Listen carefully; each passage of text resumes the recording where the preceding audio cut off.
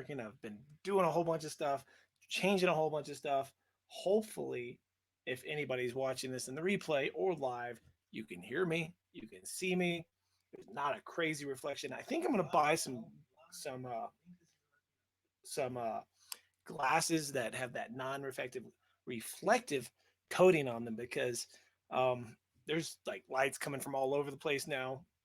Over here behind me, you can see this area here. There's going to be some pegboard with LEDs surrounding it. I've got the skateboard controllers hanging up there. This whole thing up here is drones. You can see the Pac-Man 40th anniversary collection with Galaga over there in the back. Hey guys, I got a couple people in the room already, so I'm trying to get this figured out where I can talk and hopefully I don't constantly have to have my head this way. If so, I've got a dual screen set up, so that might actually be possible too. Uh, Here's the deal. You notice there's no brick wall, and you notice there's no hexagons everywhere. Well, there's been a lot going on over the last few weeks, actually the last month. We've talked about it before about the appendix being taken out. I am healing. Things are going pretty well with all that. Still a little sore on a couple of the incisions, but I am finally back to CrossFit starting today. Now, the reason you don't see all the other stuff is because I am no longer going to be doing YouTube at my studio. So I painted all that stuff, did all that stuff, and here I am not even using it. That's okay though, because the Pac-Man machine looks pretty cool. Come October, we're going to have a Miss Pac-Man machine right next to it. And the drones, you know what? Let me see if I can do this. This might work. Now this is all cabled in. We'll have to do that another time. But I can pick up the camera and show you guys the setup. I'm making another video here. Let's see who's in the chat right now. I just saw Chris Hope pop in. Hey, what's up? Legacy Off-Roading, Michael Wright. Very cool to see it. This is Dro Videos in Florida. Long time. Oh, hey man, long time no see. Indeed. Are you still making videos, or you've changed your video concept? I assume if you're doing off-roading. Uh, Something I got to work with is should the camera stay over here where I'm just talking like this, looking straight, or should I maneuver the camera this way so I'm actually looking at the camera? Because if I look at the camera, the mic is here, and maybe it's a little better if I move it over like this. But I hate it being so up in the shot. But if I'm too far away from it, it doesn't sound as good. See, it sounds so much better if I'm like this versus that, or versus even just this. Really, I guess this is okay. I don't know. John, what's up, man? Good to see you in the chat. Uh, I'm just trying out a new live setup. Here's the deal. For those who are in the room right now, I've been setting up the back room of my tattoo studio for years, working on things, learning how to do things, painting really cool stuff so that I could do YouTube stuff there. Not only just live, but just filming and everything like that. Well, my son just recently moved out, turned 23. He had the option to move out or go to the Air Force, and he chose to move out. So this is his old room. He took his furniture with him, and it was just sitting here empty. And I was like, you know what would be so cool is to figure out a way to separate my studio, my tattoo studio, from my YouTube studio. Now, this room is tiny in comparison to the stuff you guys have seen before. So tiny. However, I think I figured out a way to make it work. Uh, I think it looks pretty cool with the Pac-Man machine behind me, to be honest with you. But I'm so close to getting this all set up in a way that's going to work. I'll probably make a standalone video comparing the old stuff to this stuff, just because it'd be cool for myself to see that in the future, see where I've come from. I was watching a video I did about a year ago, and it sucked. Like, it was so boring, man. Like, there was no energy, no anything, and I was just talking like drones and drones. What am I even talking about? So anyways, how is everybody in the chat? How many people? We got 9 of us. I know this is sort of spur of the moment, but this is the first I've been able to set this up. I had to gut everything and bring it here. I had to paint the walls. I had to put foam up so that I didn't sound too echoey. I will figure out a way to make it so that I can pick the camera up and do live moves around. Maybe I can move the camera over and do a live show while I'm playing Pac-Man sometime or Galaga or whatever. But But yeah, geez, man, it's the cool thing is by doing this. Here's the point: doing this at the house opens up two things. Okay, it opens up that I can separate the tattoo studio and the YouTube studio, which means I can leave work at work times instead of sitting there till midnight. I used to sit there till midnight editing videos, going live, joining other people on their live shows, and the family would be sitting at home. I'd miss dinner, I'd do all that stuff. I can leave work at 8 o'clock, 8:30, whatever. I can probably have a live show at 8:30 myself, drive home, eat dinner, hang out with the family, maybe at 9 o'clock so I have a little time, and do a late show. Or I can join other people, or I can sit here at home and edit before I get too tired and have to drive home in a snowstorm at midnight. That's dope to me. I like that. So hopefully this works out. This is the big news is that by doing this, I'm now changing what used to be the storeroom and I'm moving all that stuff back into the studio room that you guys used to see with the hexagons and stuff. That is going to now be my storeroom slash art room and all that stuff. In the old storeroom, I'm going to rip the carpet out. We're redoing the floors, painting the walls, getting some new furniture in it, and we're going to start looking to hire a full-time piercer at my studio. That will be a game changer, man. Absolute game changer for the studio. The next step is we're going to actually start working on merch for the store. Not just the stuff you guys see on Teespring, real stuff that I'm going to pay and get tons of stuff printed out, have cabinets for it to store it in, and mountain merch like crazy, right? So that I can sell all kinds of cool artwork and merch stuff. Uh, hey, new shirt, by the way. Well, it's the same old design, but I just ordered a new one for myself. And that opens up the shop to have another artist as well. It's going to change the shop dramatically. It's going to change my life dramatically. And it's going to open me up to finally do what I want to do with the YouTube, which is not just straight up how to's and tutorials, but actual story based content, right? So maybe we go out and we do a little tutorial in the morning and we do a little drone flying in the morning. And next thing you know, I'm at the studio and either I'm tattooing or one of the guys that works with me is piercing and we're filming some of that. And it's just sort of our day. And it's also the person we're tattooing, their story. It's why are they up in Summit County? What's up with the drones? And it's just sort of a life. It's a story sharing what we hopefully what most of us do when we're off of work and we're out there flying our drones or we're out there using our 360 cameras and how we use them, but not just the end result of using them, but actually showing people how to use them at the same time. I know it sounds confusing, so I'm going to shut up and I'm going to look at the chat now. I've dropped so many people as I just blabber away. Like I saw it climb up to 10 or 11 and down to 6 or 7. All right, let's see what we got. We got, like I said, Chris Hope is in the chat. Very nice to see you, Chris. Hopefully you're still in here. Like I said, John is in the chat. Michael Wright is in the chat. David is, I'm assuming it is early where you are at, David. I cannot remember where you're based out of. Legacy, no time to make videos, just work all day.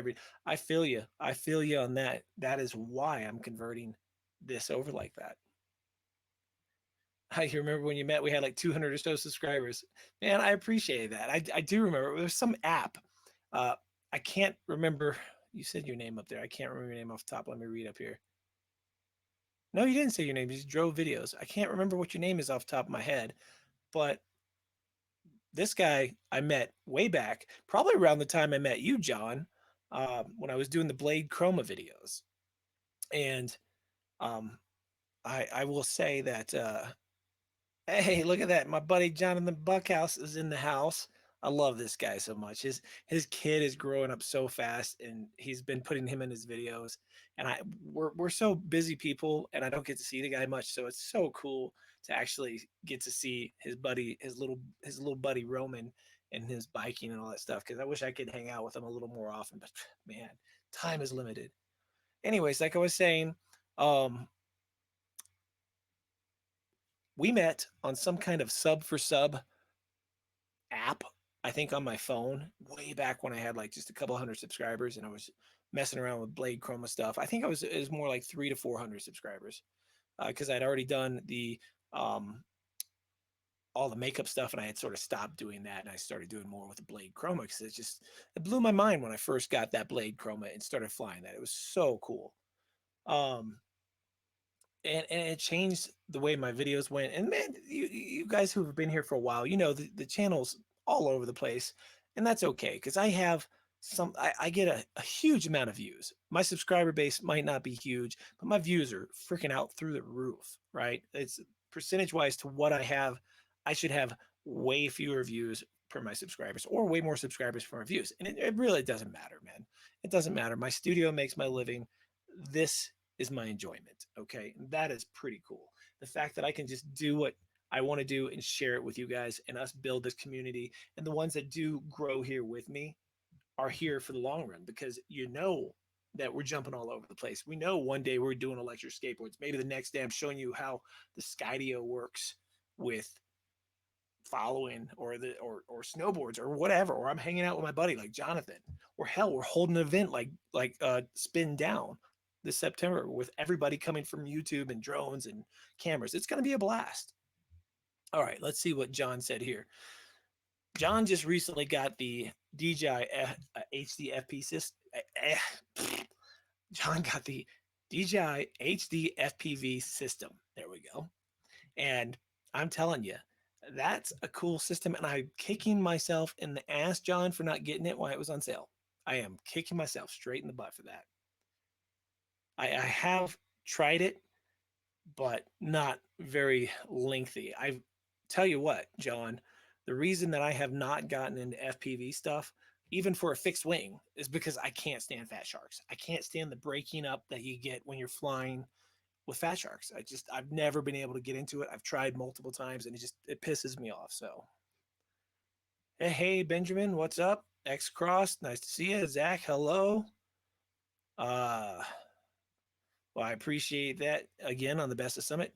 Some of you guys might have seen my new video, what Jonathan is talking about um with Summiting Tattoo.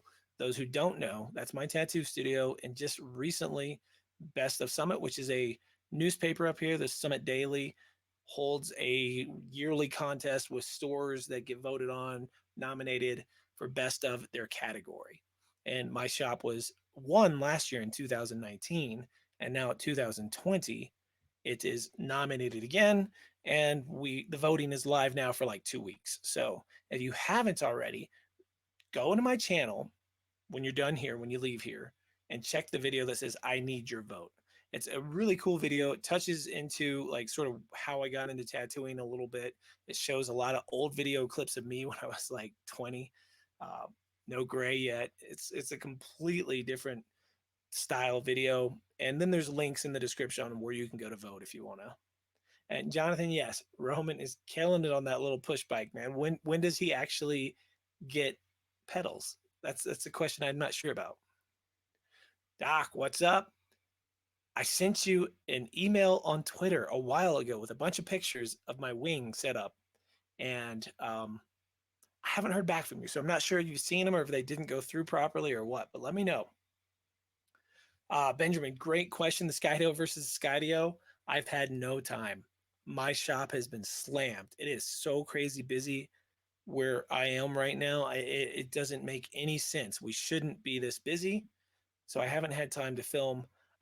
Well, you might know that the DJI Mavic Air 2 had a huge update, right? A huge one. And I've been wanting to do a video about that. And I haven't had time to do it. Now at this point, it's useless to do that. I do have another video I want to do with that and the Zoom sort of comparison kind of thing. But I want to do that, and then I want to do the Skydio versus Skydio because the build quality, just from the initial look, I'll go ahead and spoil it, but yeah, the build quality on the initial looks of it all is pretty dead on. And I wasn't quite sure how that was going to go because the first one I got was quite a few months before COVID hit, and the second one was after, so I wasn't sure if that was going to make a difference or not. And I'm really curious, not only if they fly pretty much exactly the same, but if the gimbal and the camera act differently. That's my big concern, right? Is one going to have more sway in the gimbal, or are they made that way? Because my original one has just a little bit of sway if you're flying it manually and you sort of go back and forth. You can sort of see the gimbal roll just a little bit, not quite the Drunken Horizon like the old Mavic Pro, the original Mavic Pro had, but to some degree.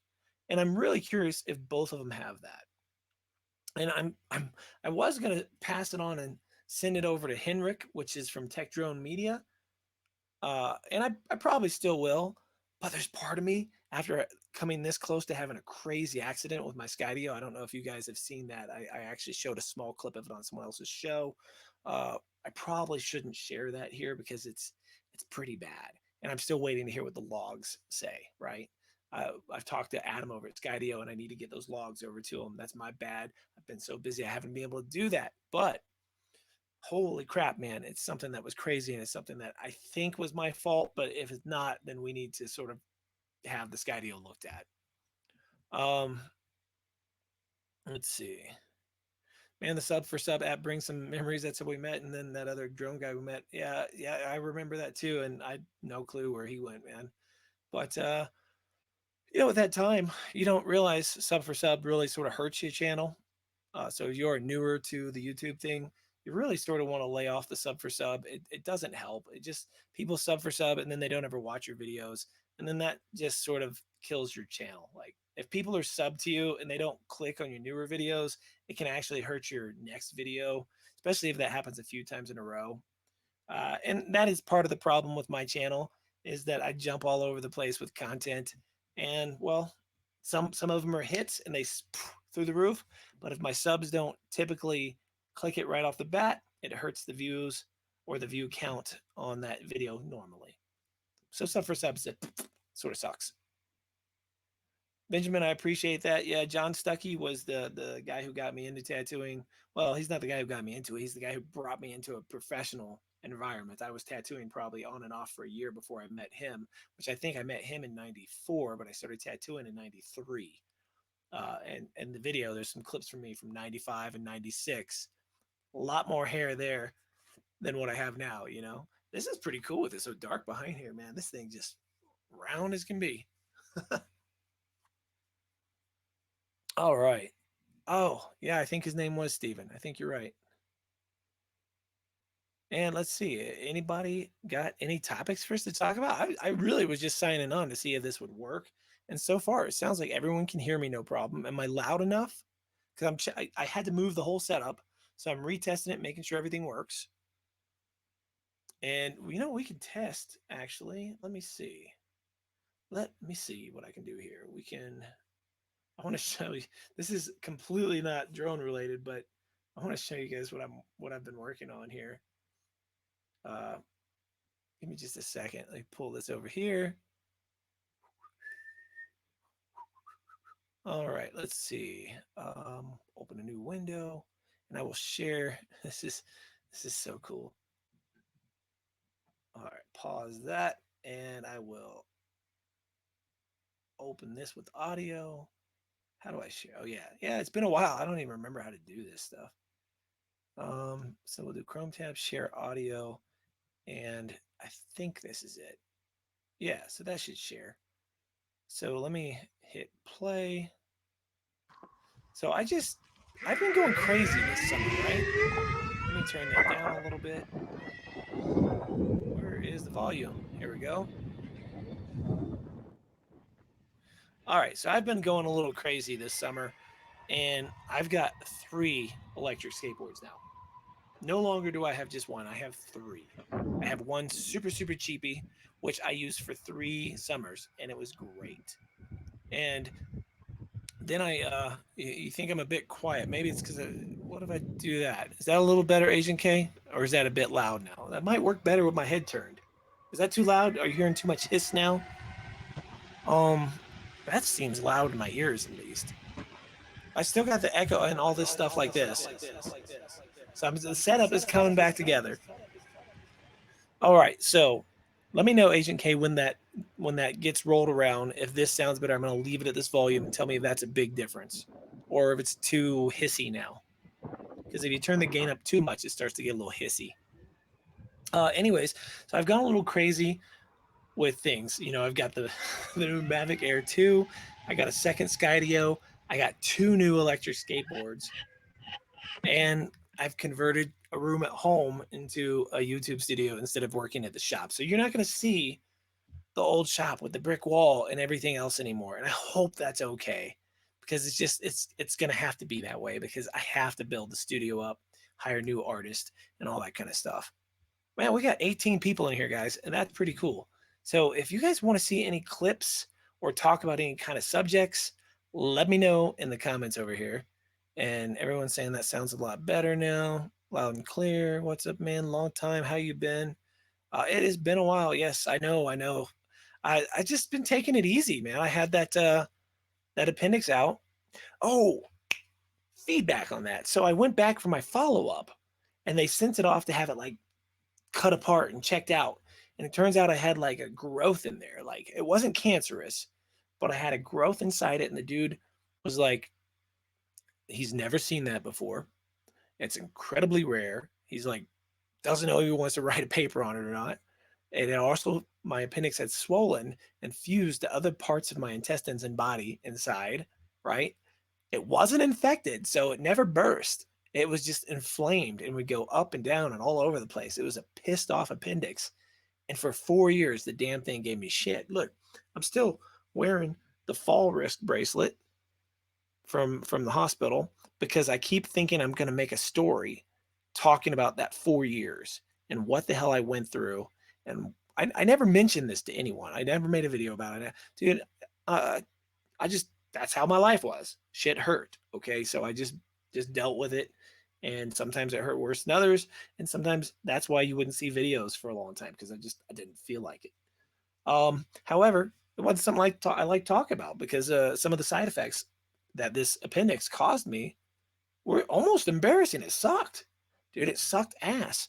And I'm wondering if I could figure out a way to put together a video that might actually help someone else that might have chronic appendicitis and not even realize that's what it was, because these symptoms are so nothing to do with an appendix that they send you to all these other doctors before they even search your appendix. It's fucking ridiculous.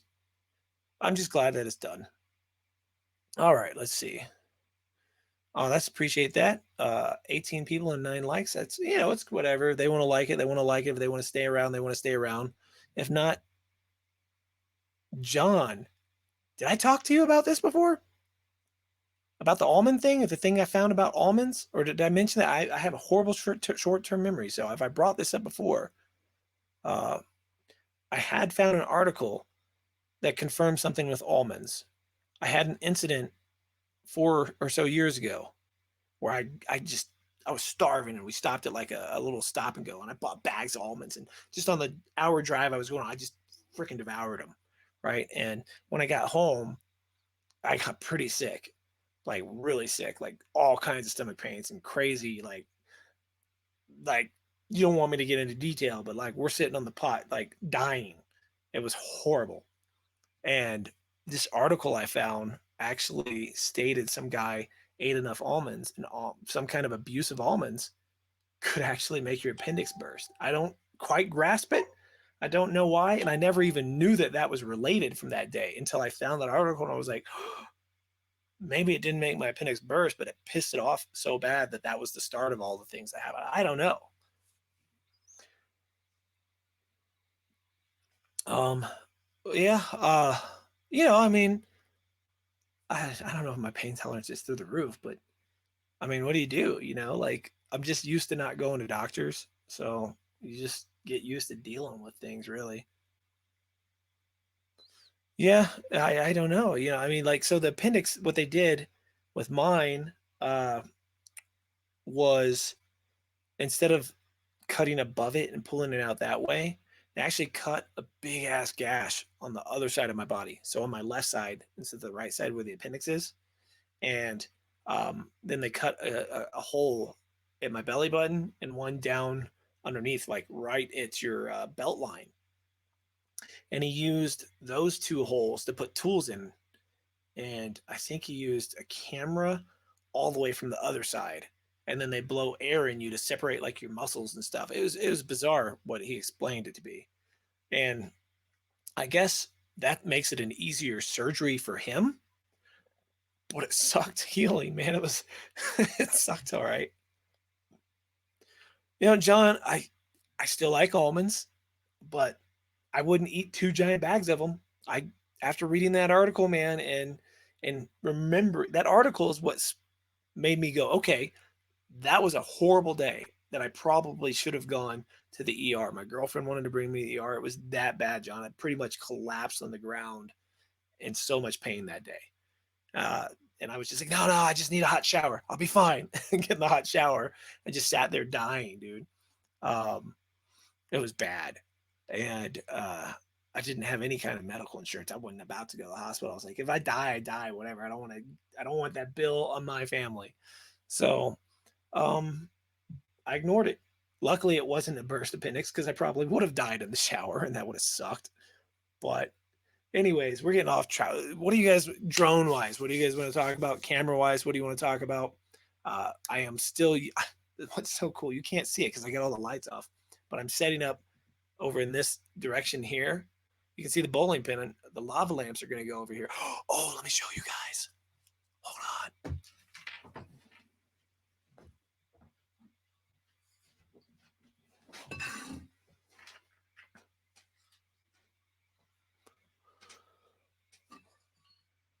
Skydio swag.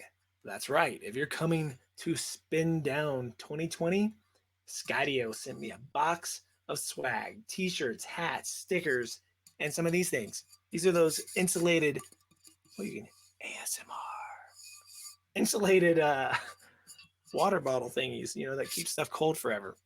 So I don't know how I'm going to pass it out at Spin Down, but I want to figure out some way that some of you guys are going to get some shirts, some of you guys are going to get hats, some of you guys are going to get stickers, and a few of you are going to get these. And I think that's really cool. Skydio, I can't say they sponsored the event, but they definitely sent some swag, and I think that's really cool. Maybe that means they realize that I'm actually a great representation of or representative of their products, because I do use their products in the way that they probably intend and in ways they don't intend people to use it. Mike B, what's up? How are you doing?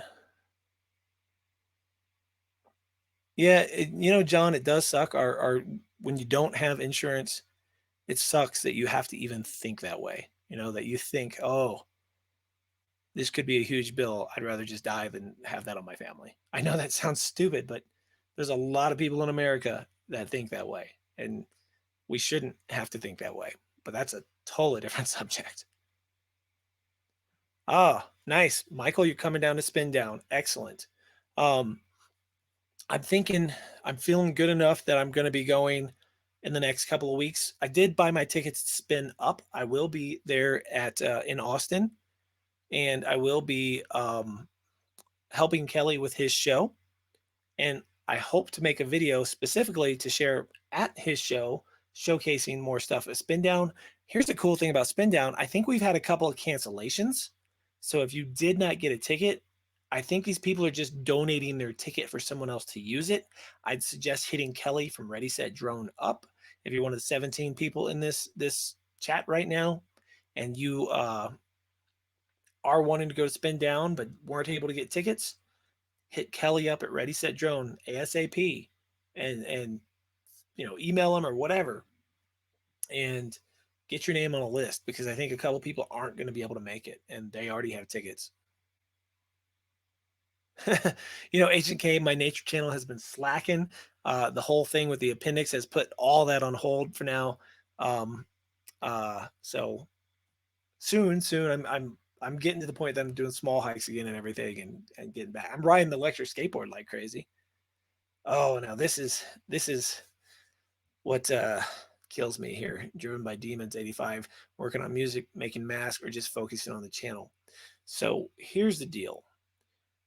The channel, I will continue to make videos for whatever I'm doing, whether it be drones, 360 cameras.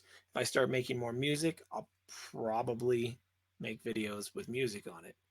And man, the other day I found my hard drive with all my old band stuff on it that wasn't finished, and I want so badly to get in a position where I can record and set that up. And this, doing this here at the house like this, is step one so that I can actually finish the 3 CDs that we started making years ago. We have most of it recorded. I got to re-record some. I got to redo vocal tracks. This little microphone, that's going to help this uh, new effects processor vocal setup would help.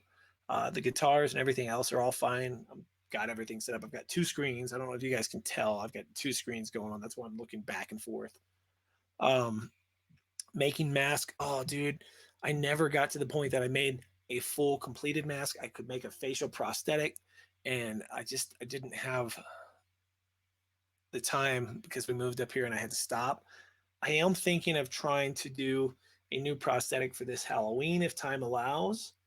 For if I can, maybe October 1st, I'll start working on it. I got to sculpt.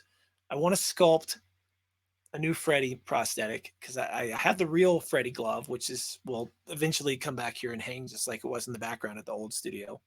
Um, but I bought a cheap plastic one that looks pretty spot on, and I thought it would be really cool to go make a video, depending on what happens with the snowboard season and the resorts, a video where Freddy Krueger is snowboarding, right? Right? I did a zombie snowboarding one. Did you guys ever see that? Let me know if you didn't see the zombie snowboarding one. It's the whole video is long, but there's like a little 30-second intro that I could share here, and it's pretty cool. But Freddy Krueger snowboarding would be killer, dude. And I could nail the makeup, absolutely nail it. And I couldn't do it with my real glove because if the real glove and I fell, I'd kill myself and headline in the news: Freddy Krueger dies at Vail Resorts. you know, John, I appreciate it. Yeah, everything's not back to normal after 4 years. I feel like there's might be some permanent damage on other stuff, but if I was at 0%, like everything was messed up 0%, I'd say I'm at 85% right now, back to normal, and I'm happy with that. If that's how I have to live the rest of my life, I'll take it. you know, just over a month now to spin up, yeah, or spin down and spin up. What's today's date? What is today's date? Today is the 24th. Yeah, just over a month. Yeah, to spin down, and less than that till spin up. So, oh, why can't you come to spin down, Benjamin? Is it because the tickets are sold out, or because we're too far away? Now, I need to get people together. There's a problem I've just found out about Spin Down. If you guys who know who Roosevelt is, Rosie, he has a channel that flies drones. He's been to the spin ups before. And he said that the resort, the shuttles are not flying, or not flying. The shuttles aren't driving from the airport to the location. They're closed right now because of the whole Rona thing. And that sucks because that was going to be the easiest way if people didn't mesh together and share a ride to get people up here. I'm not quite sure how we're going to get everybody up here. So it's an hour and a half from the airport. That means we need people to carpool. We need you guys to reach out to each other, whoever's going. If you're not on the Facebook group, maybe I'll make a new post talking about that. There's a Facebook group that's Spin Up or Spin Down, and you can join that and start talking to each other and working something out. Whether you share the cost of a rental car, maybe you share the Uber. I think an Uber is $90 from the airport to here. So if you share that, that's actually not that bad, $45 each or whatever. But we got to figure that out because I don't have a van, and there's no way I'm going to be able to drive down and pick everybody up from the airport at different times. Yeah, I feel you. Mike B, I got to tell you, there's a lot going on, but I've done some traveling and I've been getting out and doing things. And there's a lot of ways to get out and do things and not be that close to a lot of people. I think at Spin Down, we're going to be doing just the county right now is requiring masks if you're over closer to 6 feet, if you go in stores. Uh, there's a workaround around it. If we get everybody there together and we fever check them with the thermometer and we do all that stuff and have them ask questions if you've been around anybody sick, and we just check everybody and make sure everybody's doing well, I think that everyone's going to feel a little more comfortable at least. Let's see. Last I saw you, you showed me some of the newer stuff you'd recorded. Definitely want to hear that stuff completed. Oh, okay, Curtis. Now I remember who you are. All right, Curtis, you were in which band? Which fucking band was it again? You were playing with Mangy, right? You helped me fix my air conditioner that one time too, and it blew up, I think. But yeah, that's the same stuff, Curtis. Like it's same exact music. It's just been sitting there ever since the band fell apart. That like really, really fell apart, and we decided to move up here. It's just been sitting there. I've been so busy with the shop that I haven't had time. I'm gonna make it happen one of these days because I think there's 60 songs, but out of those 60 songs, there's probably 25 of them that are actually worth a crap enough to make and put out on a CD or release digitally or something one of these days. What's up, Four Eyed Canine? He looks like Freddy Krueger without needing the makeup. That's some serious burn scars you got then. Yes, it's incredibly hazy. What he's talking about is there are fires all over the place in Colorado. There's a bunch of fires in California as well, but everything is so sort of hazy and smoky, and it smells like there's a campfire outside almost 24 hours a day right now where I'm living. And hopefully by the time spin down comes, those will be down, so we'll have some nice clear skies. There's definitely going to be some leaves changing colors. It's already starting to cool off at night, which is really nice. Um, yeah, it is so nice to have this at home because whenever I'm done with this, my bedroom's like right over there. I don't have to drive home anymore. I've still got a lot to set up, but this is my first test to see if this is even going to work. And I mean, is the background that big of a deal? Like, is it? What if there was LED lights like all back here and it's glowing all bright? Would that be cool? Like, even though I don't have the brick wall and all that, like, let me turn on the light. I'll show you what's back there. Poof. It's just a curtain. It's a curtain. Pac-Man machine. I can turn this way. Um, you can see there's some drones up there. Let's see. We got the. Well, if I can figure out how to point. Nope. See, to me that's pointed at the Mavic Air 2, but it doesn't look that way on the camera. There we go. Air 2, zoom. That is the Air 1, Mavic Pro. Down here, where is it? Where is it? Where is it? You can't see it, but there's two Skydios. There's the new skateboard. Lava lamps are going to go up here. Skateboard remotes, a couple of hats, and a bunch of other stuff. I think we're going to put a pegboard right like there and hang up like cameras and all that kind of stuff. I think it'd be pretty dope, man. It looks cool whenever you turn the light out, though, right? Poof. Not bad. Let me know. Do you dislike this new setup compared to the old setup with the bricks? I don't own the house, so I couldn't go too crazy painting the walls. It had to be something that I didn't necessarily have to paint over. But I think it's working. Nice. Okay, so you got something worked out with Art. Yeah, Art just wrecked his car not long ago. I don't know if you guys know that. I haven't been able to jump onto anybody's live streams lately, so I assume Art's talked about that. But yeah, he's okay from what I understand. But he did wreck his car. That's cool that you're going to reach out and help him with a ride. And I definitely think that's going to be important. Everyone to reach out to each other and help each other. Sunrise Water Media, how are you doing? And no, the smoke hasn't. I don't think it's giving me a headache. I did have a headache the other day, but I don't think it was related to that. You want to see the bowling pin closer, Mike? I'll grab the bowling pin. I appreciate it. Hopefully this works. It's not like you have to see a whole bunch of stuff behind me anyways. I don't need a green. I do have a green screen I could hang up behind me, but it's sort of cool. I think when I have the pegboard and all my cameras hanging up and maybe the drones showing a little bit and the Pac-Man machine there, yeah, it's pretty cool. It's not bad. Let me grab the bowling pin real quick and I'll let you check it out, Mike. This is an older paint job of mine when I was painting motorcycles like crazy. And I got really, really, really into doing True Fire.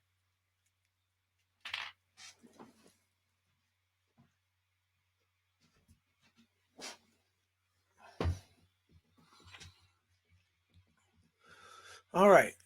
Now this is an older job here. Let me get this off the screen. Let's get it over here so it's focused. So you see how shiny it is. Everything's reflecting in it. You can see both the monitors and the reflection of the bowling pin. That's a hell of a clear coat right there, right? I'll just sort of spin it. How can I try to get it so that doesn't? Nope, can't do it. It's just too damn shiny. Just gonna have to see it through the shine. Yeah, no matter where I put it, man, it's reflecting like everything. But yeah, this is I love painting this stuff. Like I actually thought about taking my drones and painting them like this, like real true fire on them. I thought that would be dope. I used to paint RC car bodies like crazy. If you've didn't know that and you ever want to see some old paint job, I was very, very unique with my paint jobs. We'll put this somewhere else. Um, Search Team Nemo. Actually, you know what? I'll just show you if you want to see. Let me put this away.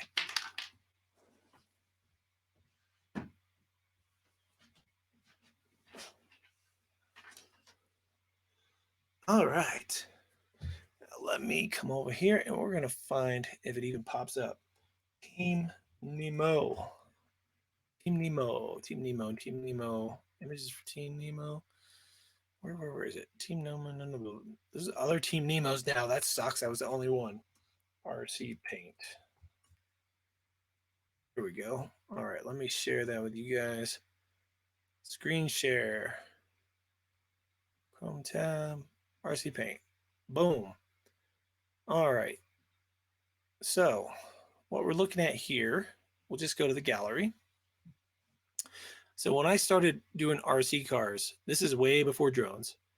I raced. This is my car. I started out. This is why I got the name Team Nemo. Um, Obviously, I painted it to look like a sort of the Nemo fish. My kid was pretty young. You can see my little logo. He's sort of cute right there with the. He's my scuttle, which is something I've been drawing forever, turned into a clownfish. And so you can see the progression of my paint job for my own body. Added teeth, spit, a little closer up, how crisp and clean that is. Now, if you've never painted an RC car, it's painted in reverse. You actually paint on the bottom side of it, and you have to paint your highlights first and your darks last. And I did a truck to match. But, you know, there are tons of stuff on here. Um, you know, like I did a lot of more traditional stuff like this. And then even this is sort of traditional. And this is, I mean, this is crap compared to what I'd probably do now. But let me see something a little more unique. This is sort of cool. Anybody into Danzig? There's the Danzig, and I even did the logo in the black and gray too to go with the Danzig. Um, Anybody ever heard of Cody King? He races RC cars. Cody King, he's was the world champion with RC A scale, I think, for a while. Well, I designed his car, and this was his first car. Um, this was his first design, and then it progressed into a white one, more like this. And then eventually we got rid of the teeth and changed the design completely, and made it a little bit more traditional. And then the guy goes and gets all like pro, he gets a body made like based off my paint job, changed a tiny bit, and doesn't even offer me a car. Like, love his dad to death. We always get along really well, but damn, man, come on, guys. Shoot me a car. Like, you know, like you got a whole mass produced kit and I helped design the damn thing. It would have been pretty cool to just put it on the shelf one day, you know? Anyways, here's a little bit more uniqueness. This is a lot different than what I wonder if I can make this bigger. See if that helps a little. But that's the kind of stuff that was unique about the way I was doing paint jobs because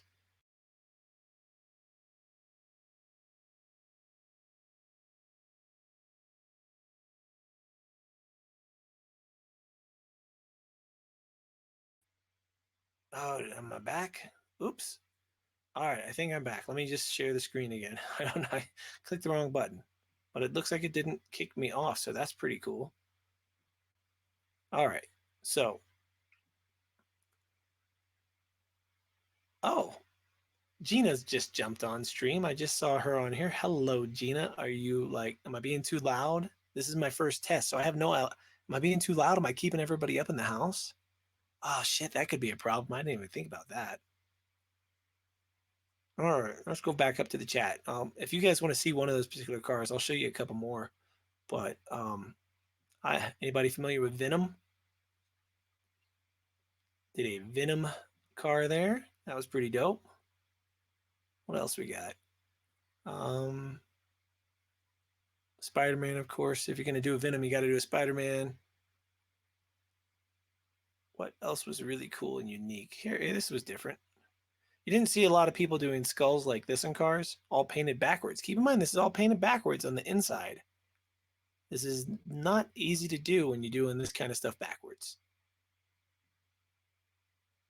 This, to me, is one of my favorite ones. Super so simple, but it was so much fun watching that thing drive and race. And the funny thing is, like, this is what I started with. Like, this is one of my first 8th scale cars. This is before I was racing.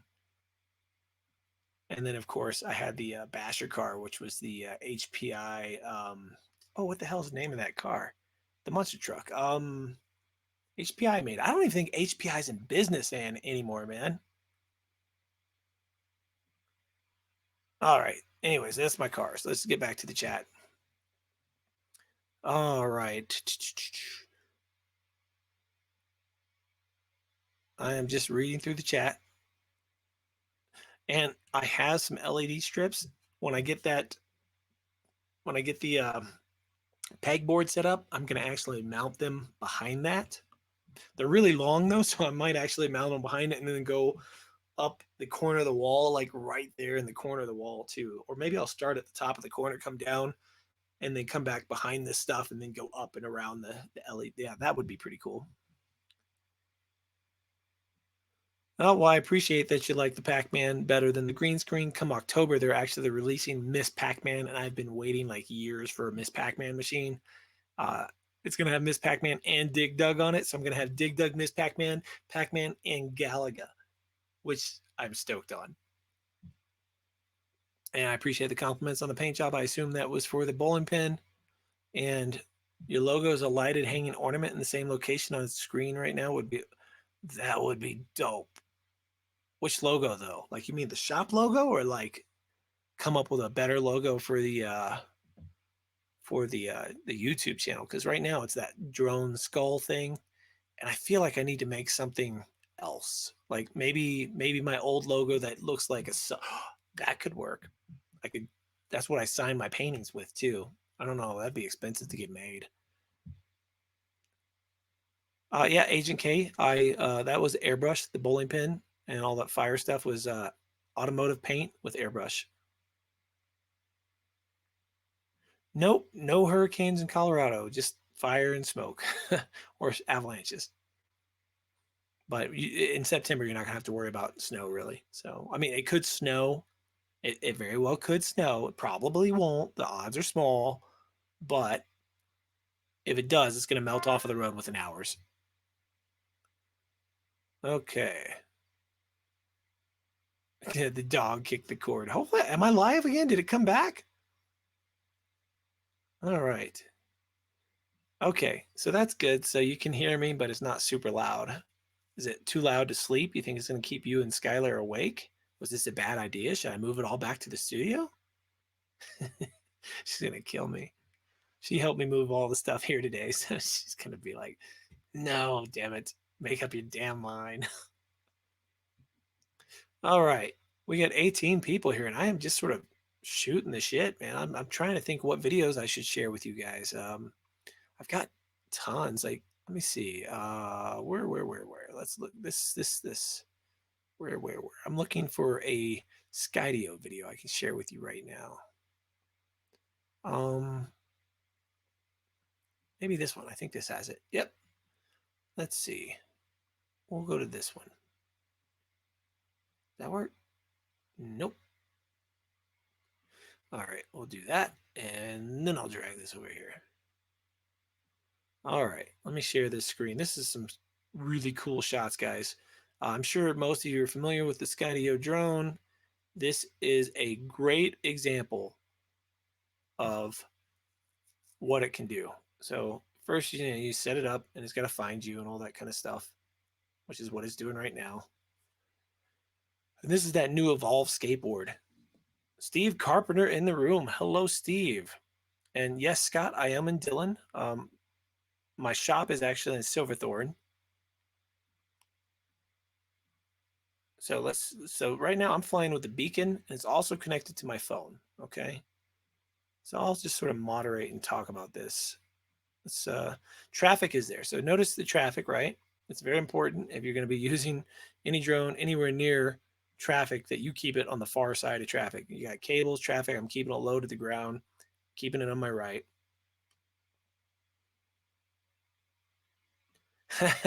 My guitar is not here yet. It will be set up. I'm probably going to hang it up behind me, Agent K, on the walls there, or I don't know. Yeah, that's probably the only place I could. But yeah, I don't think I could be recording or jamming. My guitar has been in storage for over 2 years, so I am so happy that I'm this close to having that stuff back out.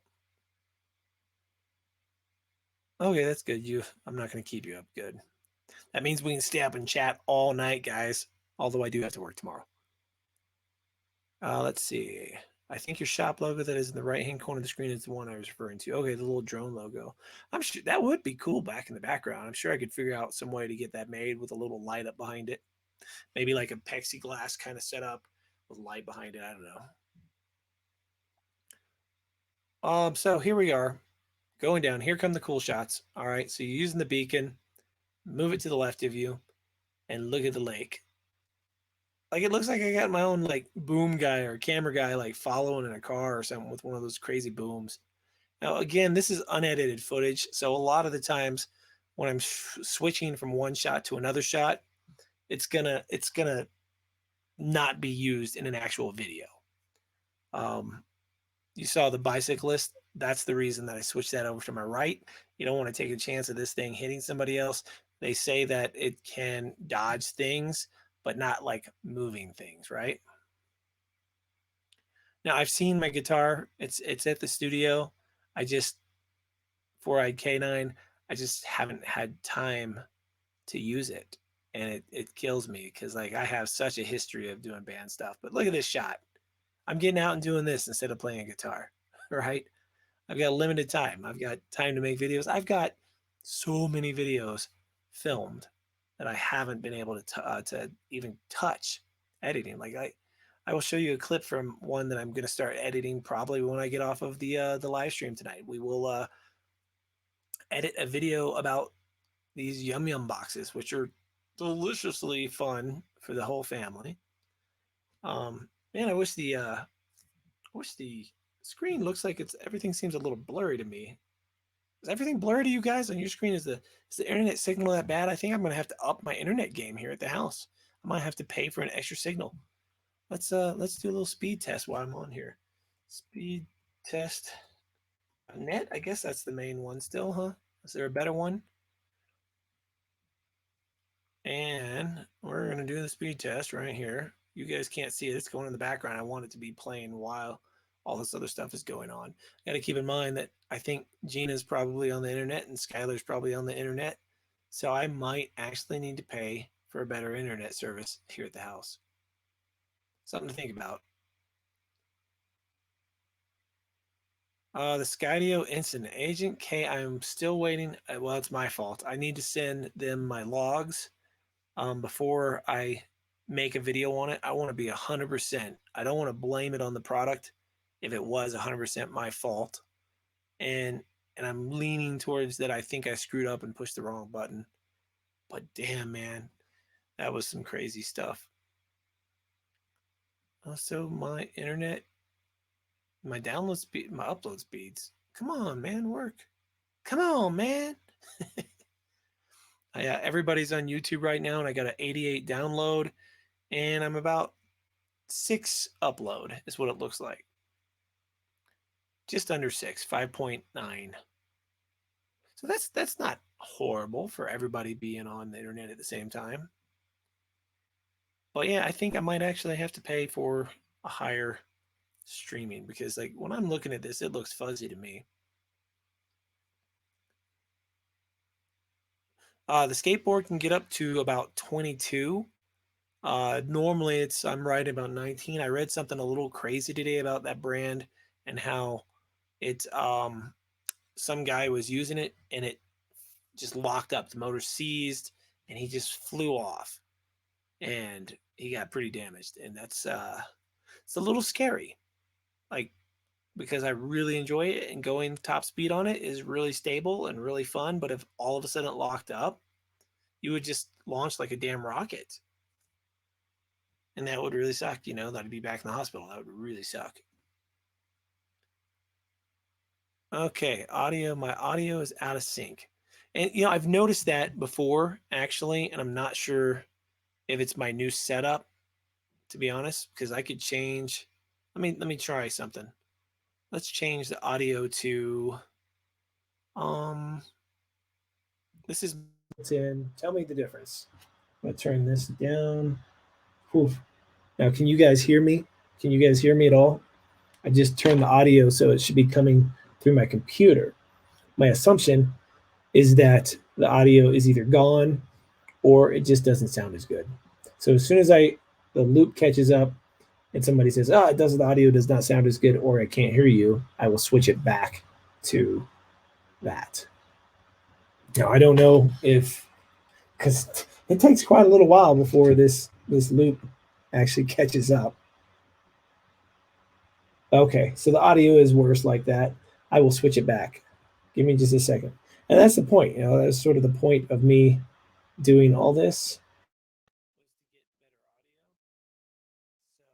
So now it should be back. All right. Still out of sync, huh? I don't know what's going on that it's out of sync. It might be due to the fact that I'm using the camera. It might be to the voice live. I'm not sure, but I don't know. I can do all kinds of stuff to the audio if I'm going through this, which is always fun. Gina hates it whenever I do these things. She hates it whenever I put any kind of effects or anything on the vocals. You know, I like it. I use a lot in the music stuff, but it doesn't work for a show like this. It just completely is blah. And Gina likes ASMR. She's all of a sudden having ASMR, and Gina, you missed it earlier. I was doing this.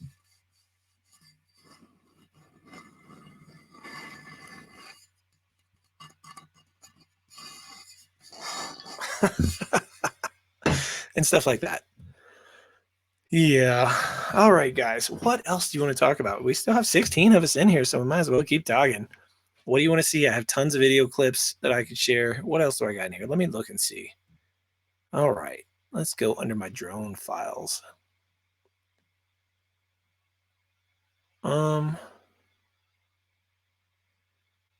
My streaming software dock is StreamYard, and I don't know if I can adjust that. When I go under cam and mic, under audio, it doesn't. It has my input spot, and then it has my output. So I don't know. I'm not sure how to fix that, but let's see. Drone stuff. Let's see. I know I've got. I've got. Let me show you guys. Let me share this. I can see if I can share this. There. Okay, yeah, that's nice. I can share this. Okay. So these are just a few videos I need to make. Well, you don't want to see that bottom one there. Let's just go there. Yeah. Boat fail, Skydio 4, not like Skydio 4 drone, but like a 4 video, not just number 4 that I need to edit. Air crash. What the hell is air crash? Oh, that's about Art's drone. It's probably been so long now that I'm probably not going to be able to make that video. A secret trick video, casual air flight, Skydio unboxing, right? I filmed myself unboxing this thing forever ago and still have not been able to edit. A Skydio fail video. The tracking versus video, Skydio coaster. I did post that one. FPV goggles. I've got those things new in a box. I've used them 3 times and I've not been able to make a video showcasing them. I probably should just do a damn giveaway. Maybe make a video about them and give them away. I don't know. They're still worth like $400, I think. So I don't know if I should give those away. I could use the money. Asteroid. This is a video I'm halfway done editing. It's just a ton of asteroid clips from all different kinds of places that I've gone. A dolly zoom video, something that it shows you can make a dolly zoom without actually having to have a drone specific to zoom. You don't even need to zoom like on the Air 2. You can use almost any camera and do a dolly zoom. That's a big misconception that you need zoom to be able to do it. Bunch of Skydio, an Evo review I never finished. Let's see, what else do we got? And we'll go over into stuff, right? I've got 2 Yum videos to edit, Yum Thailand and Yum Egypt. That's snacks and cakes and foods from those countries. Me and the family ate, and it was so much fun. And I had a weight loss video. I was going to the gym, and I never actually filmed enough of that to do anything with it. Best of 2020, you guys just saw that. Let's see what else we got in here. The E-skate. I've already filmed 1, 2, 3, 4, 5, 6 videos on different skateboards, and it's real easy because like I know a lot about them. Like it was so easy to make these videos, like showing how to modify and put LED lights on them, showing how to replace an inner tube, showing how to adjust tension on a belt. Super easy things that maybe somebody might need help with. And yeah, I know I mostly do drone stuff, but dude, if I can do a video and it helps, why not? I know it jumps all over and I don't get subs, but if someone gets some help from it, then that's awesome. All right, let's see what's going on. Oh, wow. I have no delay.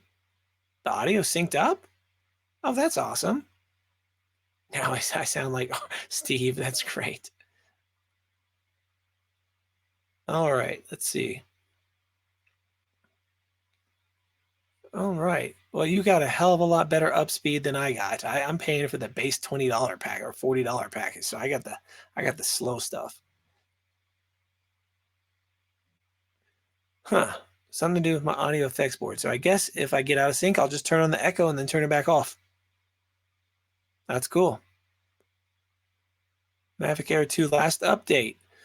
It's a huge update. Riverside, we're going to talk about this for a second. This is actually a great subject because I actually want to make a video specifically, and I haven't been able to do it since the day of the update. Now, I can't go make, I could, but it's be a waste of time to go make an update just talking specifically about that. But now I have to make a video showing the Mavic 2 zoom and the Air 2. And is it really worth spending the extra money now to get the zoom? There are still some definitely different features on the zoom that you can't do on the Air 2.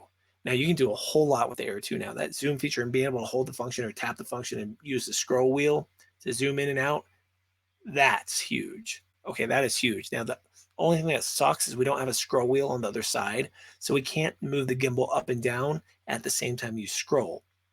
You see a lot of people out there. I saw a video today, I can't remember who made it. Somebody doing the zoom and going sideways on a bridge, and he was zooming in and zooming out as he went sideways. It's usually a very cool look. However, without being able to make that gimbal go up and down, when you zoom in, you're no longer zooming in on the subject matter. Like you can't, for example, if you have a flat bridge, right? And there's a car going on it. And the whole point is you're following along and there's that car, right? And you're halfway the height of the bridge. You're not at the exact same height of the car, because if you're at the same height of the car, it's a sort of not that great of a shot. So you have a little higher, right? Now, as you zoom in, that car is no longer in frame. What you can do with the Mavic 2 Zoom is use the gimbal at the same time, and you can pan it down as you're zooming in or zooming out, and you're perfectly in line with that car the whole time. That is a killer shot. The Air 2 will not do it currently unless you have another hand that can touch the screen to move the gimbal up and down, but it's just not the same.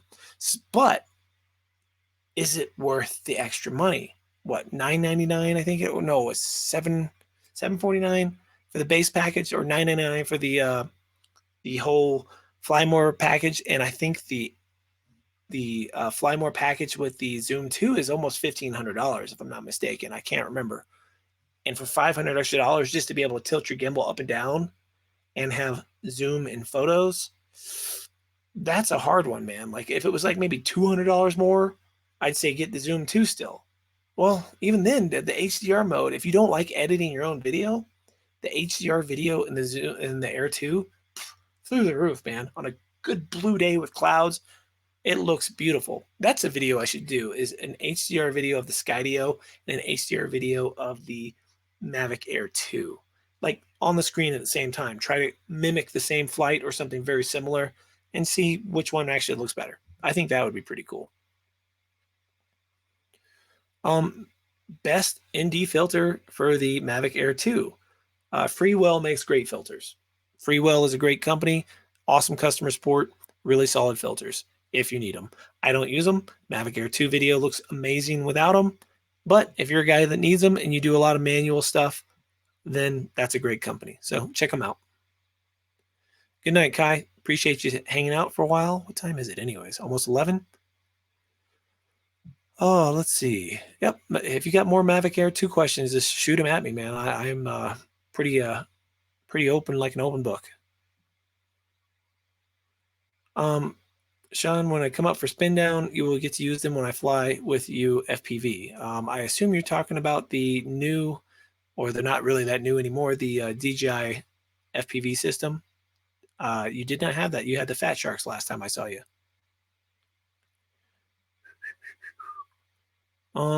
Oh, you know what? I can close out these files. There's no reason to sit there and show you guys all that. I forgot. Sorry. Yeah, I have so many files, Zach. I'm actually been needing to buy a new hard drive so that I can go through and copy them over into a new hard drive after they've been edited in a more organized way so that I can actually find stuff later. It's my biggest downside is that I don't organize the first time as appropriately as I should because I have a particular video in mind. So I keep them all together for that particular video. And then afterwards, it's like there's regular shots from a camera, GoPro shots, drone shots, audio, and all this stuff, a whole bunch of stuff I'll never use again. And what I really should do is then go in and say, okay, the drone shots we can put into a drone folder, and maybe there are mountains, or which mountain are they, or which town, or where are they? The 360 shots, are they on a skateboard? Are they worth using as a B-roll? Put those into another folder, and then get rid of all the other stuff that I'm never going to use again. That's what I should be doing. Yes, it is, Steve. The new zoom function on the Mavic Air 2 was unexpected. I was not expecting it. It is awesome. I don't think it tops the zoom feature on the Mavic Air 2 zoom, but for the price, if you're calculating it with the price, then in a way it sort of does top it. Oh. Gina, you still listening? ASMR.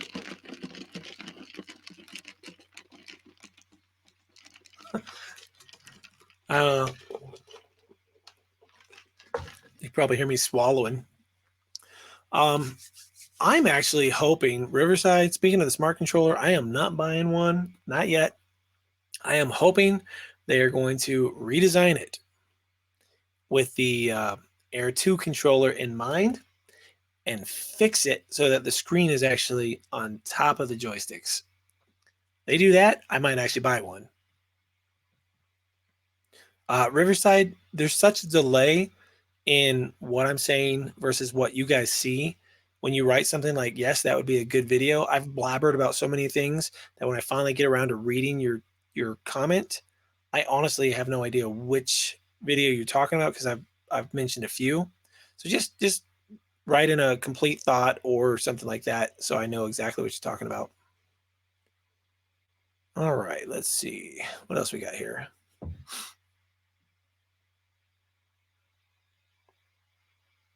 I'm out of sync after I show my computer screen. So it's got to be something to do with StreamYard. That's interesting. So let me try. I turn on the delay. Now I turn off the delay. I'm probably out of sync again. Maybe if I show another screen.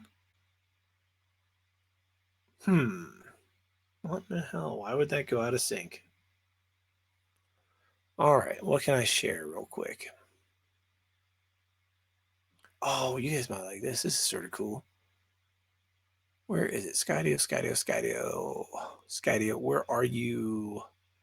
Come on. Where did I put it? Where is you? What a puck. Is this clip? Do I still have this clip?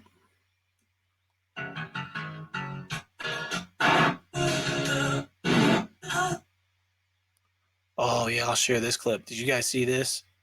This is an older clip. Hold on, let me turn this volume down. I don't need all that. So I'm going to turn the volume off. And I will share this. This is old. I wanted to make a video about this. Never got around to it. But this is crazy. All right. This is crazy. So right there, that's somebody standing. No, that's a drone. See the propeller? Did you see the propeller? Top right corner. Watch this again. That is probably somebody, I assume, on the ground. I don't know. I think it's mixed in between. But who would do this? I mean, this is the kind of stuff that gets us all in trouble. I mean, personally, he's far enough away that I think it's not really going to ever be an issue. And it's a damn cool shot. But this is the kind of stuff that gets the drone police and people freaking out. I can't blame him. I think this is on the ground there, you can see. But this is a drone shot. Check this out. I'm pretty sure this is a drone shot. Like, how many drones? Like, this is insane. Now, that's insane. That's ridiculously insane. That can't be, like, something that somebody allowed. Like, that is no good. That is so, I mean, it's a damn cool shot. Maybe they were working with somebody, and I mean, they're good pilots, so who knows? But golly, man. That is crazy. Crazy, crazy, crazy. All right. Back to the chat. Let's see what I've missed. Oh, wait. There's another update. I think Steve Carpenter says that. Where did I go? Hold on. I'll get to it. Sorry, I'm just keeping it quiet, keeping it down, not getting too energetic tonight. Since it's not me, we could always bring in a guest or something. We could try that and see how the audio syncs back up or not. First time FPV. I hate fat sharks and that kind of FPV. So yeah, I would recommend the DJI digital system until somebody else makes one that's cheaper. And I just actually bought a Mavic, buy the newest Mavic. Oh, not the Mavic, I'm sorry. Buy the newest iPad mini. Always buy the newest one. They're cheap enough and it'll last longer. I am actually getting rid of my old iPad mini 2 because of the lag. So the iPad mini 2 sucks for flying right now. It used to be okay. Oh, okay, Steve, you said they need to do an update to Zoom in photo mode instead of just video. Yes, and I would not be surprised if they saved that on purpose, Steve, just to have something for everyone to go, oh my God, look what they did now. They updated it so you can zoom and regular pictures. I would not be surprised if that was intentional.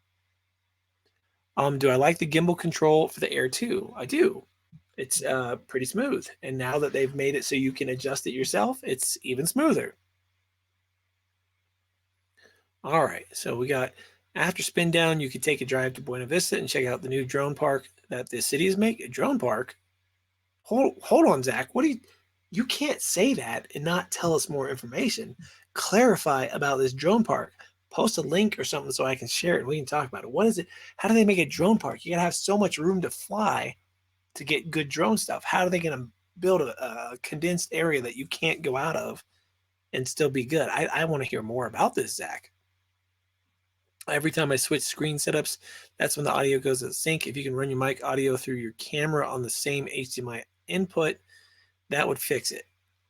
I have an ATM Mini, so my camera is coming in and out of that, but my audio is going straight to the computer. So maybe I need to figure out a way.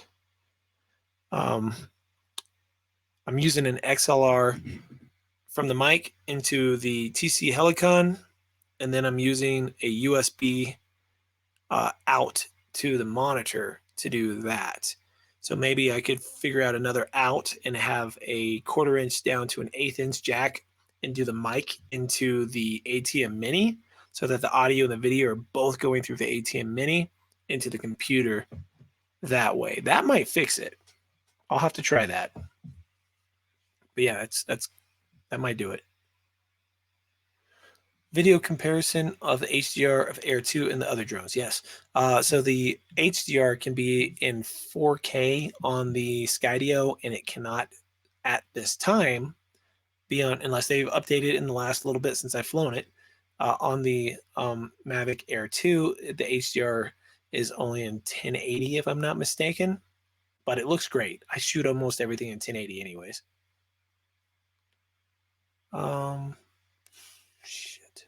I'm out of sync with everybody here. The Mavic Air 2 and Skydio video you was talking about doing is what I was thinking would be a good idea. Okay, yeah, no, I appreciate that. I will sooner or later get it. It's just time. Time is my big killer. I've got so many video ideas, and time kills me every time.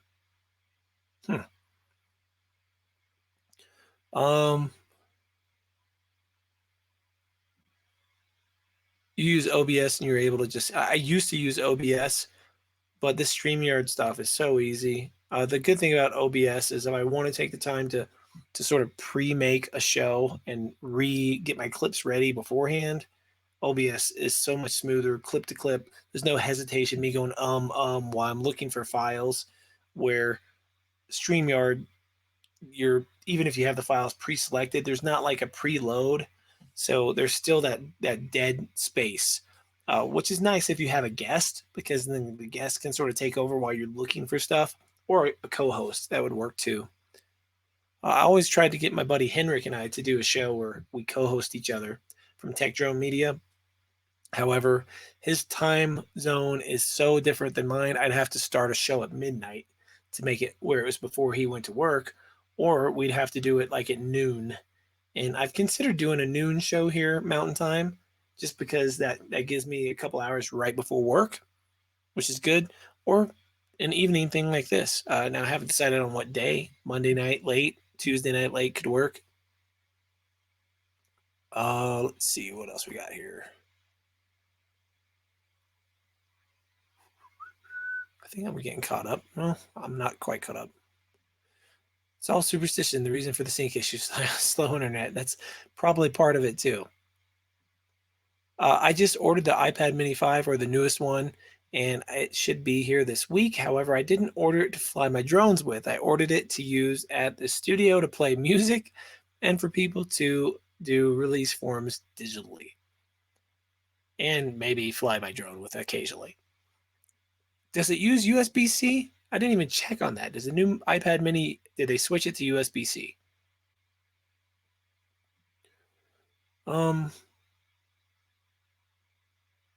Yeah, I don't know if I could hook the audio straight up to the camera. Maybe I'd have to do the same thing, 1/4 inch to a 1/8 inch jack to the mic of the camera. But I think if I just went straight into the ATM Mini, it would probably be the same as going into the camera. But right now, like I said, it's going into the GC Helicon, which then goes out to a USB export directly into the USB input of the computer, and then I input that through StreamYard. So I assume that's probably something to do with it. The whole world is a drone park. That is true. Okay, Zach's going to link it to us in a minute. Steve, if you see the link before me, let me know.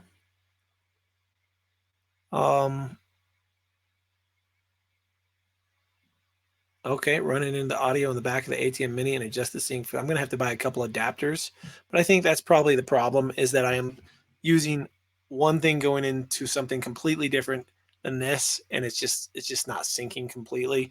But if they're both running through the ATM Mini, I assume that's going to fix the issue. In the meantime, it's going to be like an old Asian kung fu, you know, and the mouth doesn't sync up to the words because we English dubbed them back in the day. Any of you guys old enough to have watched any of those old Asian fighting kung fu movies, you know exactly what I'm talking about. They were hilarious as kids.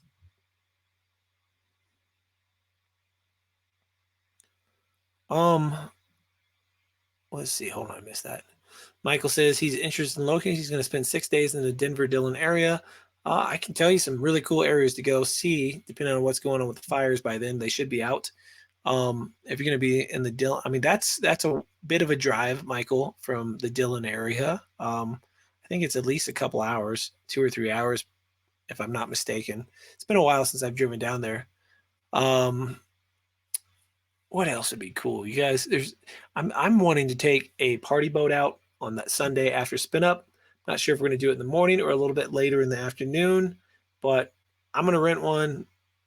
Maybe somebody else wants to rent one. We'll have 2 boats. We'll go out there with the drones and actually be out on the lake. I think that would be pretty dope. That would be an after event that's not actually part of the event, but I think a few of us could get together. So far, the event itself is looking like this. So Friday, I'm going to close down my studio in the afternoon, probably all day, and we'll set up with the brick walls behind us in the studio, move furniture around, and we will do a live stream from the studio. What I'd like to do is have everybody that is able to come early come in and maybe sit in and do a little guest spot on the live stream. We talk about what you use drones for, where you're coming from, and that kind of stuff. And then we're going to all go out to eat. Then the next morning, we've rented that pavilion. We have all day to just hang out, barbecue, and hopefully the fire ban is gone so we can grill, because that's going to suck if we can't. We'll have to go buy some food and have it brought in. And then that evening, there's a bowling alley just a couple blocks walking distance from that hotel, which is walking distance from the pavilion. And maybe some of us can go grab a few lanes and do a little bowling. I think that'd be a lot of fun. And then the next day is over. However, I think it'd be cool to rent a couple boats and go out on the water. And anyone that wants to go on an easy hike with just like regular cameras and stuff, you could probably bring your drone, but and get some cool pictures of some changing leaves and stuff. Just down the road, there's a really easy hike by the dam. Otherwise, I can point out some other areas and bring you guys like to Loveland Pass, which is gorgeous. Views for days if it's a nice sunny day. All right, let's go back up here.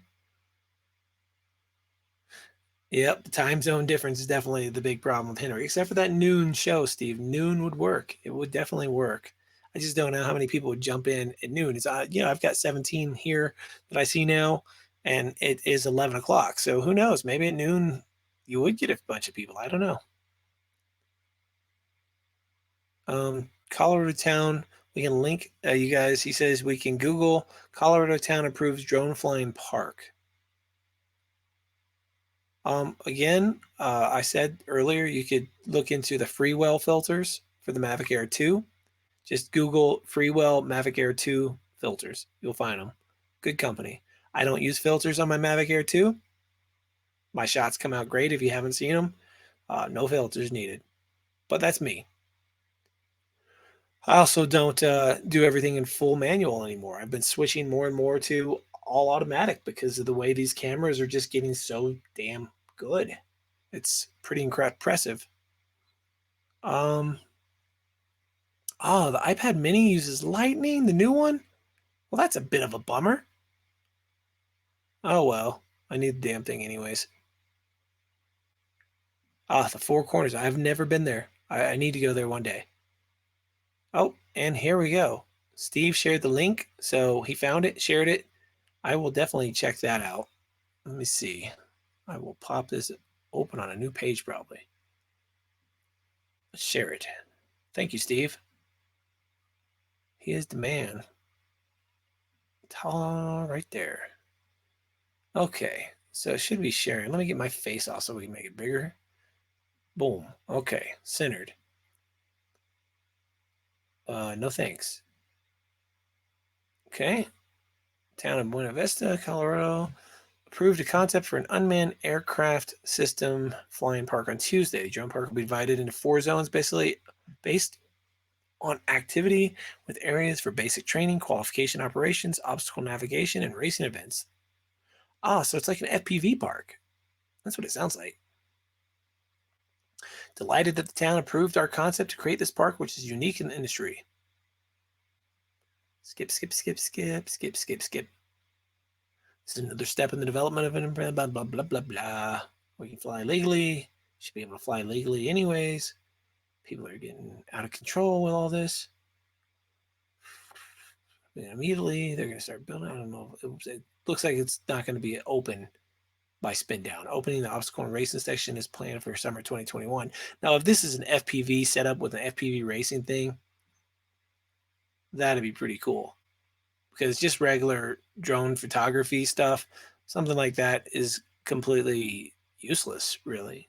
But for FPV stuff, that is dope.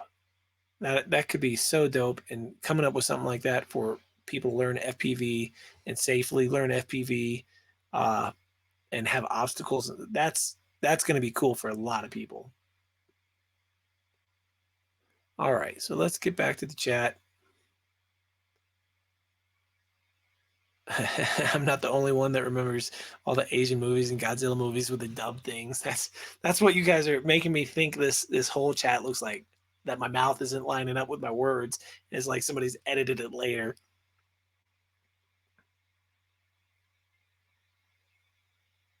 From Texas, and as you know, too. Okay, that's true, Michael. I used to live in Texas, as you probably know, and I had a weird thing about driving. If it was 30 minutes away, I didn't want to do it. If it was an hour and a half, 2 hours, 3 hours, no big deal. It's the weirdest thing. I either wanted to drive. I guess I was a little spoiled from when I lived in the Heights because everything was within 5 minutes, and the things that weren't were usually 30 minutes away, and that sucked. But over time, it's like driving to Galveston was okay from Houston, but driving from Spring to Conroe sucked. I don't know why that was. It's stupid, but that's just the way it was.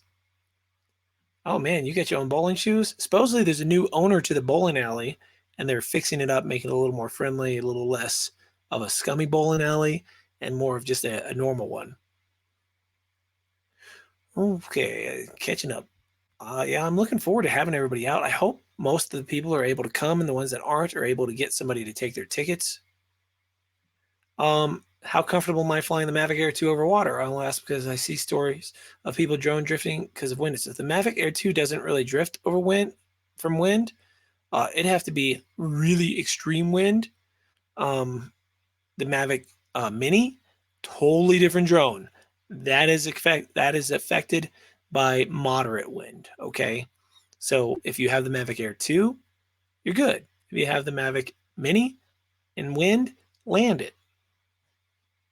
And yes, the lake up here where I'm at is very, very cold. Steve says he bought the two variable filter set for his Mavic Air 2, and he's still testing them out.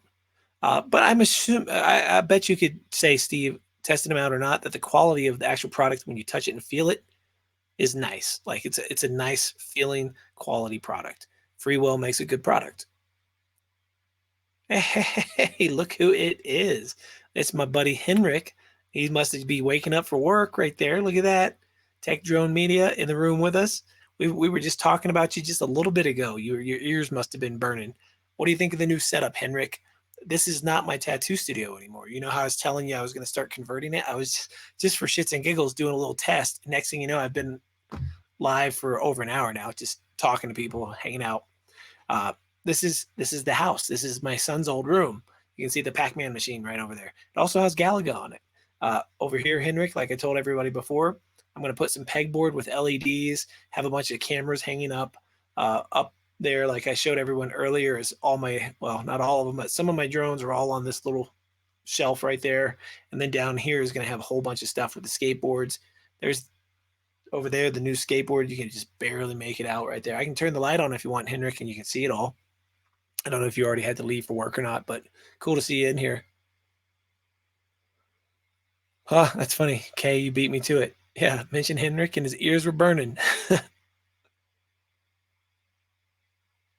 And Doc says, here's the problem with the drone park. If it's not FAA approved and sanctioned, the AMA, then they will, You think so? That would suck. The government needs to stay the hell out of our business, man. That would just suck. Okay. Oh, you were asking about the Wi-Fi. Okay. I was hoping to go over there today, but I spent the day converting all this, so I didn't get a chance to really get out of the house today. I did go ride the skateboards with the family, which is always fun. That's become our new hobby that we're doing. I will try maybe Wednesday. I should be able to hopefully get over there. And I'll see if I can connect to the Xfinity Wi-Fi. Usually when I'm in a spot that I can connect to that, it's not the greatest. But I'll see what I can get. I'm not sure how Sprint signal is there, but luckily, unlike Frisco across the other side of the lake, most phones work pretty damn good from that area. All right, guys. I know some of you saw this early, but just for Henrik, I am going to turn the lights on and let him sort of see what I'm doing here because he's been talking to me. We talk all the time, Henrik and I. If he lived closer, I think we'd be making collab videos like constantly. Him and I would be goofing off and doing e-wheels, skateboards, it would be so much fun. But there's a lot of water between us, so we don't get to make any at all. However, I am starting to save up. Hopefully in the next year or so, I will be able to go over and visit him and check out where he lives. That would be that is my goal. I want to do that. Hopefully the invite still is there, Henrik, when that time comes. But it's going to happen. It just sucks I won't be able to bring my skateboard with me because the battery's too big to fly. Let me turn on the lights.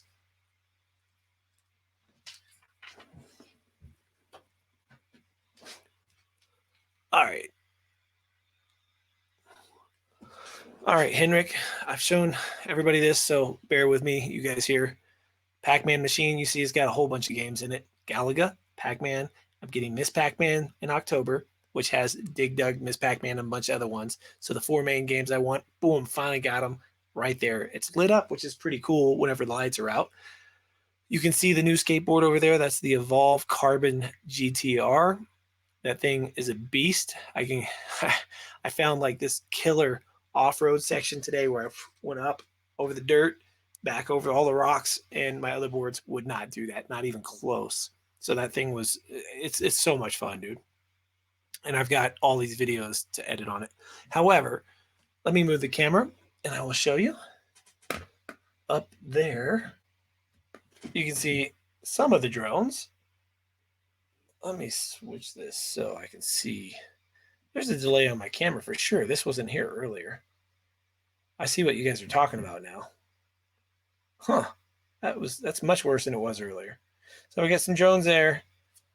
And they back out.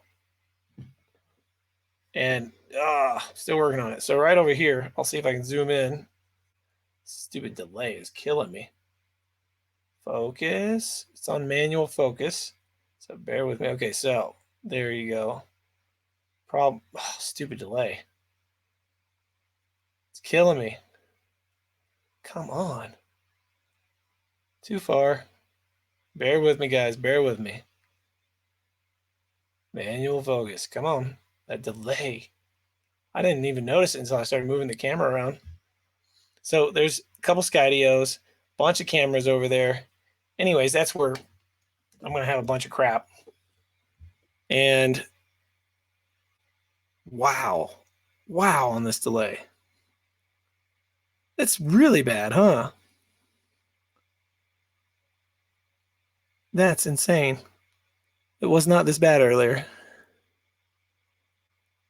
Okay, focused. I'm going to have to figure out that because the camera actually has the delay too. It's not just the audio now. So I'm wondering, what if I do this? Okay, nope, still seems to have delay. Let me see. Camera. We got 3 cameras basically hooked up. So there's that one, and there's seems to be a delay on that to me too. And this one, which seems delay, less of a delay on that one it looks like, but they all seem to have it. I don't know. This one's just a better looking camera. It's a little out of focus still. All right, let's go. Anyways, that's what I've been working on, Henrik. Morning all. For me, it's 11:15, Henrik. It's probably what, 5:15 there or 6:15 in the morning. And oh man, I wish that Henrik could come to Spin Down. I don't know if he's even his country is allowing people to fly out of it like now like that to other countries. It very well could be blocked because of all this stuff, but it would be cool.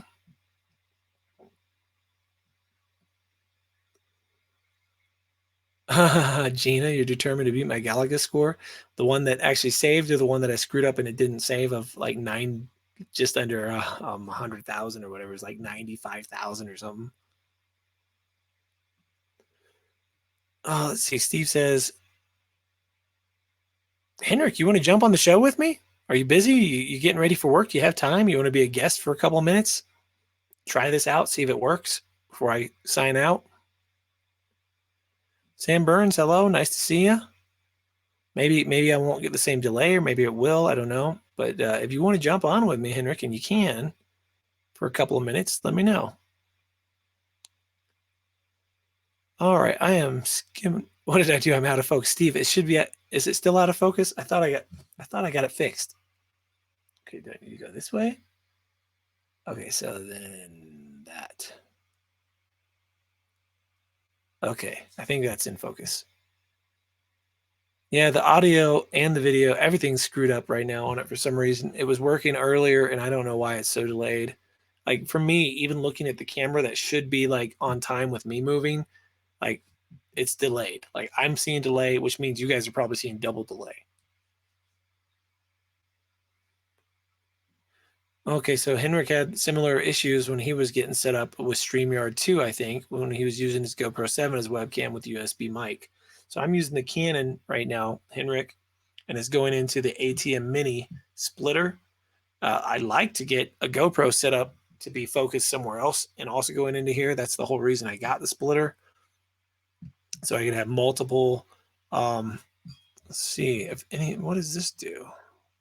No, that's the mic, so that would not work. What does that do? I don't know if that did anything. Nope. Nope, still delayed. Yeah, I'm going to have to mess with this, man. There's definitely something off. All right. On your end, the video is delayed, not the audio. Interesting. Nice. You got a spin up ticket. That's excellent. We are looking forward to seeing you here, Sam. It's going to be a blast. It should be an absolute blast. It's a beautiful location. I don't know if anybody doesn't have a good time, that's on them. But it's it's going to be beautiful. Okay, Gina's going to sleep. Don't party too late. See if we're partying it up. Maybe I should go grab a drink. Henrik can't join us today. Steve, do you want to jump in then? You want to jump in, Steve, and see if the audio is any different with the two of us, or if it's delayed whenever the two of us are talking? Maybe I should. I tried switching the cam and the mics. You know, I don't know. Like Voice Live it's everything's selected right, so I'm not sure. Here's a good question. Do I like the yaw and pitch, etc. update the Mavic Air 2, and what numbers do you recommend? Yes, I do like it. However, I was quite happy with the preset setup that they had. I was surprised because at first I was like, what? They don't have the option for us to be able to do that ourselves? And that sucks. However, then I started flying with it, and it was dialed in, man. It was really dialed in. I was pretty happy with the way it was. So I'm still messing around with it to see what I'm going to slow down and what I'm not. Usually my yaw is the thing I slow down the most, Riverside. So if you're going to mess with something, slow your yaw down first. And Gina, I don't remember if I said good night. Good night, Gina. All right, Henrik, you have a good day, man.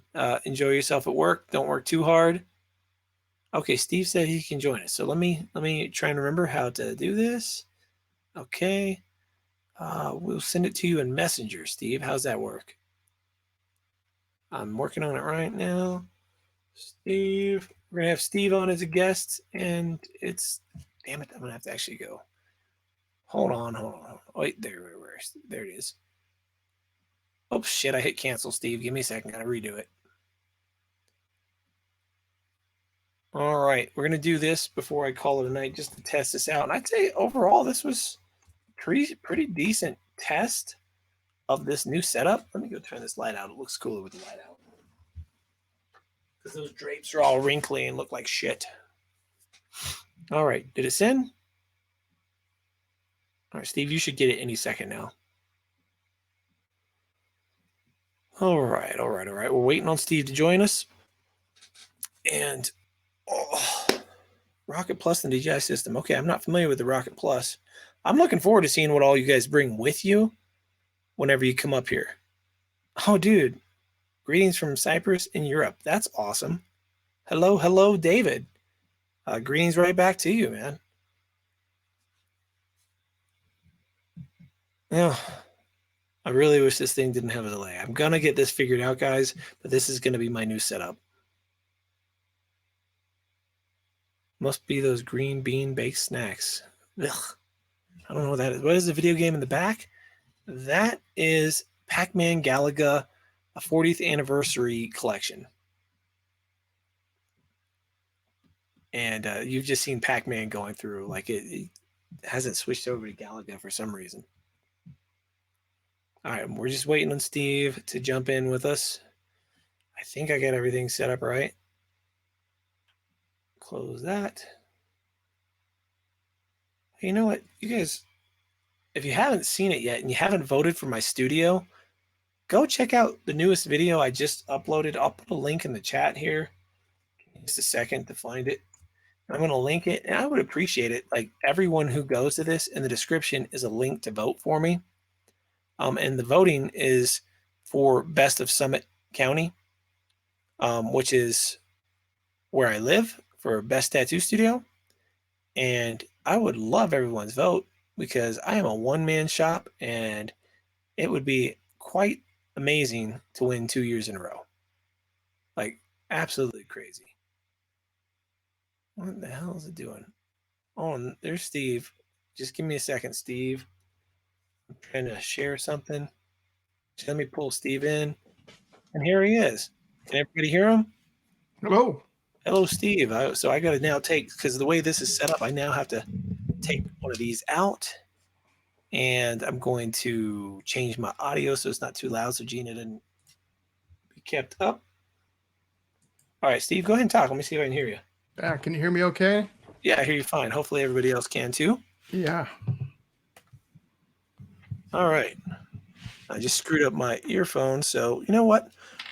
My audio is working. I know that everything's adjusted. So I'm just taking my earpods out.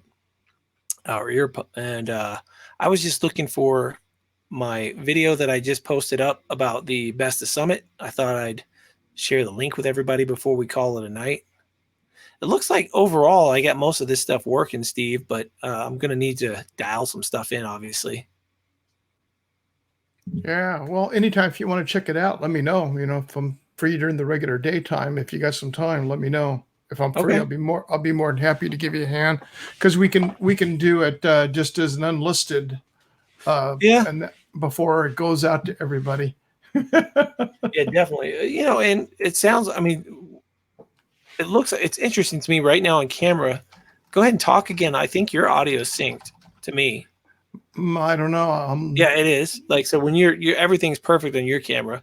Okay. On me, when I'm watching, you know how in StreamYard you can see the two video boxes. Well, on mine, what I'm doing in real life has a huge delay for what I'm seeing on the camera. And when I started the show earlier, there wasn't a big delay for the video. So I don't know what happened. Something happened in here. But it's nice. I finally got the Canon to be able to work with a battery pack with the HDMI out of the Canon into the ATM Mini. The audio goes into something else. I don't know if it's due to the Canon but when I just switched over to the video coming out of the built-in monitor or built-in camera, it was still delayed. Now, I just read a thing that StreamYard's updated so I could actually share in 1080, but I'm not sure what to do.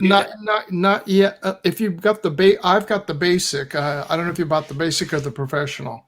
Oh, I'm paying like $25 a month or something. That's the basic. That won't be till towards the end of the year. It'll be going in. Right now it's for the professional while they're doing all their testing to see how well it's holding up and see how it's hitting their servers. Okay, gotcha. Because with this Canon, the picture is so crisp. compared to all these webcams that if it was in 1080, it would be that crisp, hopefully, for everybody else, because I don't think it's that crisp at all live for people. Well, it's clear what I'm looking on the other screen. Doc, good night, sir. Take care. Doc out. Good night, Doc. He's got a 4:45 a.m. wake up call. God. That's early. That's too early for me. Well, I was up at 4 last morning. This morning I was up at 4 and then went back to sleep, woke up again around 7 and couldn't fall back to sleep. Just laid there. I should get up and go edit videos when I can't fall back asleep. Now that I'm actually setting this up like this, I might actually start. Because it used to be most of this stuff used to be at the shop. So I'd stay at the shop, I'd close at 8, 8:30, between 8 and 9, I'd be done and closed, cleaned up. And then I'd edit or get on somebody else's channel, say hi to people. And then by the time I was editing and stuff, it was almost midnight. So I'd drive home.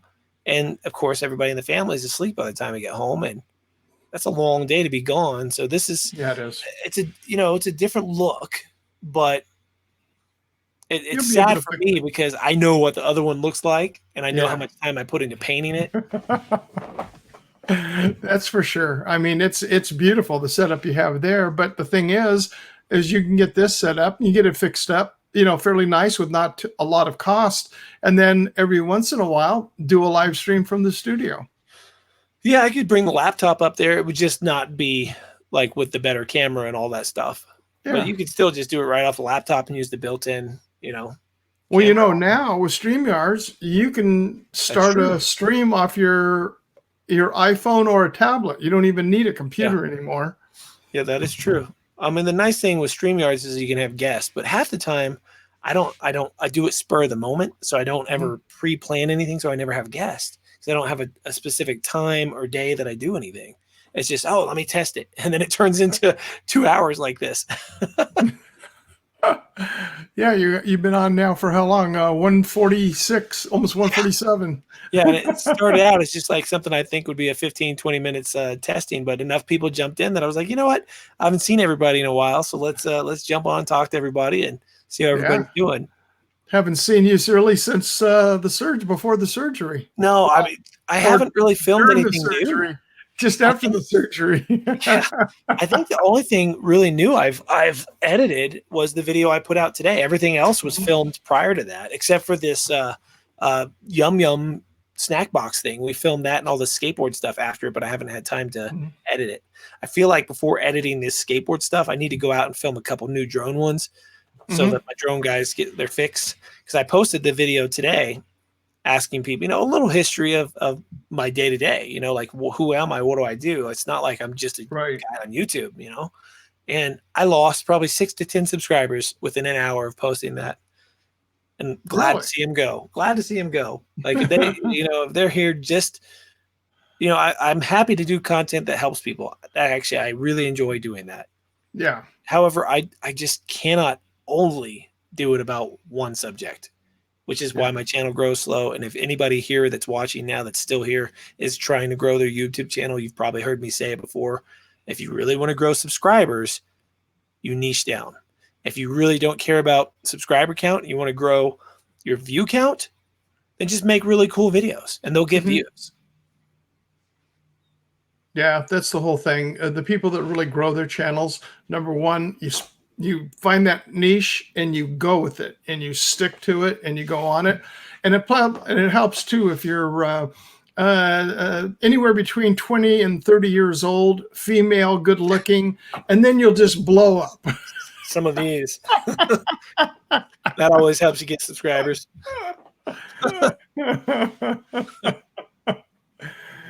There's what's new with you, Steve?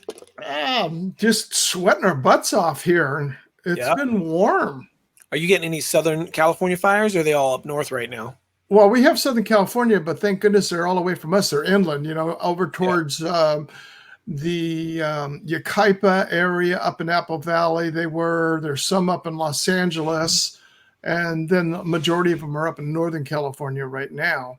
Yeah, I heard a bunch were hitting the redwoods. I don't know if they actually have said if they destroyed any of the redwoods yet.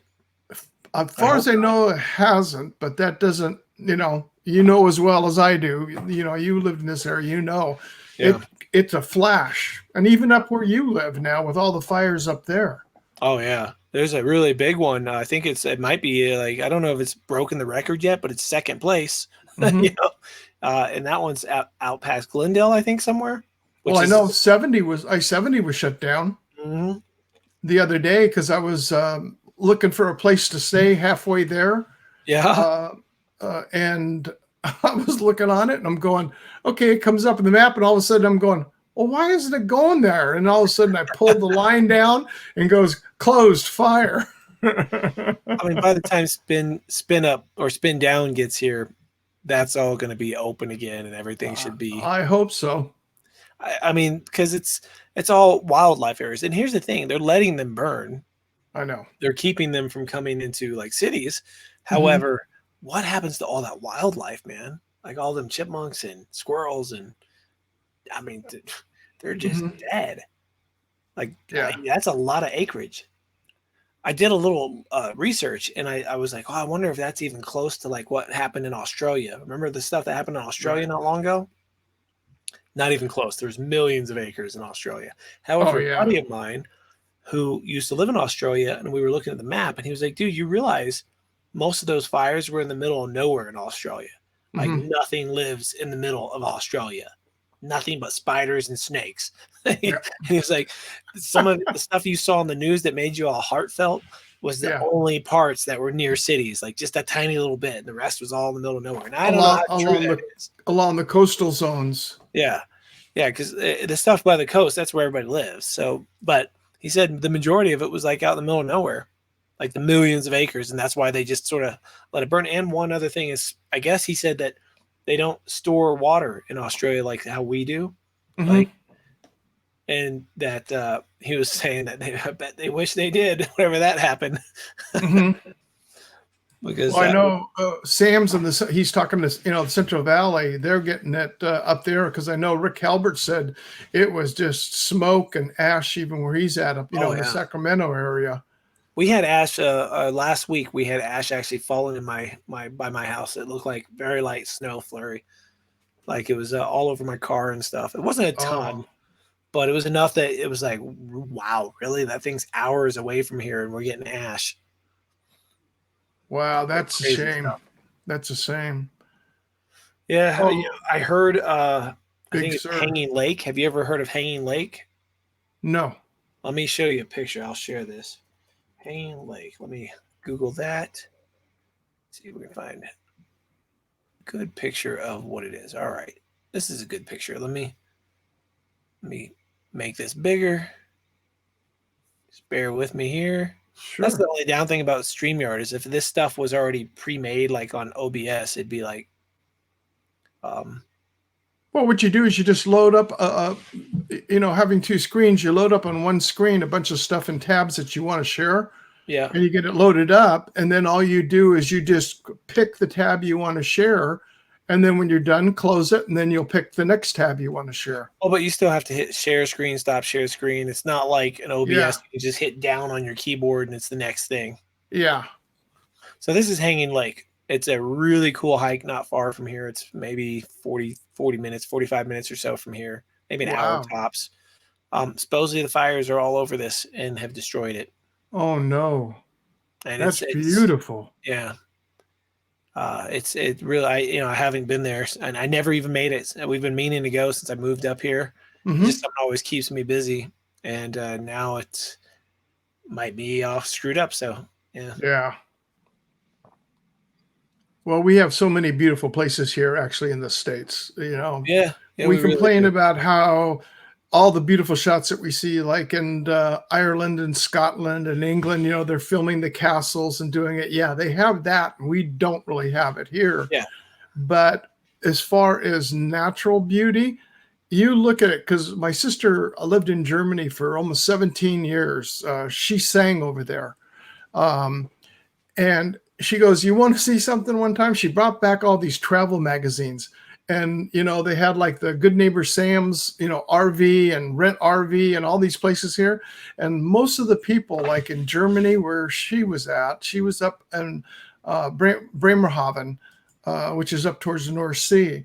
And that's all they'll do is they'll come here for 2 weeks to a month, and they'll rent an RV and just travel all over to all of our natural, monuments and parks. Yeah. A buddy of mine that lives up here, he bought an RV, a used one, rented out his home up here because it's the property is so ridiculously expensive. So he rented it out, made all the money he needed for his mortgage and all the money he needed to live in the RV and pay for the RV for the year that he went all over the US. And then Wow. did a year lease for somebody and then came back, kicked them out, of course, because they had a year lease, sold the RV for just a small loss, and then is back home. Had a year of just traveling. Wow. Yeah. It'd be pretty cool to be able to just rent your house and have plenty of money to go do that. That would be. Well, Ron Lockwood was talking about, with the Sturgis event. There's a gal there that rents her house out for 1 month a year, and she's able to collect, I forget what it is, like equivalent to 3 months worth of rent on her home. And what she does is she rents it out for the 1 month, and she goes on vacation with the money she gets off from it, because they have to pay it all 100% up front. And it's the same group that comes in there to rent the house all year after year. And so she kicks off for a month and has a nice vacation and comes back to her home. Yeah, that would be pretty cool. I've heard of other people in like other areas similar to that doing things like that as well. Like if there's an event, you rent your place and then bail for that time for that event. Oh, yeah. Yeah. So I'm just especially during ski season. Yeah, I mean, Gene and I we were all out today, and it was sort of saddening as we rode these skateboards by and all these condos, and we've been so busy up here. It's been insane how many people have been up here. And today we're riding around. We're like, it seems so quiet. It's dead. Mm-hmm. School starts tomorrow for most of the people up here, and in Denver and things like that. It's going to be a very, very weird setup for school. And there's a good chance within weeks it could be completely shut down. Mm-hmm. But it does start tomorrow. And by riding around, you notice at big condominium complexes, right? There'll be 1 or 2 houses with cars or lights in it, and all the rest are dead empty up here because they're all Airbnb places. People buy them and don't even live here. They just buy them just to make money. Which is what makes it so damn hard to live here, is because there's nothing to live in because everyone buys them up and then just rents them. Sure. For Airbnb, not even long term, which just leaves people screwed. That's part of the problem. Any of the big ski resorts, I mean, that is like that. I mean, Mammoth is the same way. I know you've never been up there, but it's changed over the decades. As all the decades that it's been that I've skied up there, and what it's evolved into. It's like. They took after like the British Columbia area from Canada. They gave it that look and charm and effect in the downtown area. When it used to be like in the middle of downtown, it was just a market. Everybody just drive in, a small, family run market, and everything was there. It wasn't the big Vons and Safeways and everything. Yeah, it's going to be an interesting ski season too, because at first Vail was only going to open Vail and this is all heard from people I've worked with that work at the mountains. So this was never announced. Right. But I've heard through some of my connections that originally they were just going to open Breckenridge and Vail and keep Beaver Creek and Keystone closed because the majority of their 50,000 employees are J1s, which is people who come from, other countries, and they bring them over here and they work for cheap and stay in their housing and all that. Right. Well, that can't happen right now. I mean, they can't. Nobody's coming over because of all the stuff going on. Correct. So now I'm hearing they are going to go ahead and open Keystone and Beaver Creek also. However, they're going to do similar to what A Basin did, which is a lottery. So you can't just on a powder day wake up and go snowboarding. You have to sign up a day or two beforehand and hope you get chosen. Which sort of that's well. What are they going to do about season passes then? They're not going to have season passes. No, they have the season passes. The nice thing with the season pass, though, is just that you can try again and again and again, and if you get chosen, then at least you can still use it. Right. So I'm about to book the season pass for the Epic Pass, which is the one that covers all the Vail Mountains up here, which is Mm-hmm. Keystone, Breck, uh, Beaver Creek, and Vail. Mm-hmm. And then I've tattooed a bunch of people that work at a basin, and they've given me day passes as tips. So I've got about 15 of those. Mm-hmm. And then I have just tattooed someone that works at Copper Mountain, and I had passes last year that expired because of COVID. And Right. they work in the ticket booth, and they're gonna reprint them so that they're still good. Oh, And so that cool. gives me 3 tickets for Copper. And then at I had 2 passes for Loveland left over from last year. So I've got a variety of passes right now. So worst case scenario, I'm thinking I'll put in my raffle or whatever for all of them, and just Lottery. whichever one the lottery. So whichever one I win, I'll go to that mountain that day. So I'll still get to get my fix. I got a question for you. Yeah. What was, before this mess hit, what was the daily cost up there at the locations? For the different resorts. Yeah. So Loveland and A Basin were the cheapest for a day ticket. Day tickets are probably, depending on what time of the year, 60 to 90 bucks, right? 60 to 80 probably. That's cheap. So now if we move over to Keystone and Breck, everything gets, and Vail, and then Beaver Creek, they get more expensive at each one. Yeah. So Keystone was anywhere from 100 to 150 a day, depending on the time of the season, maybe 120 to 150 a day. I think Breck is like 150 to 200.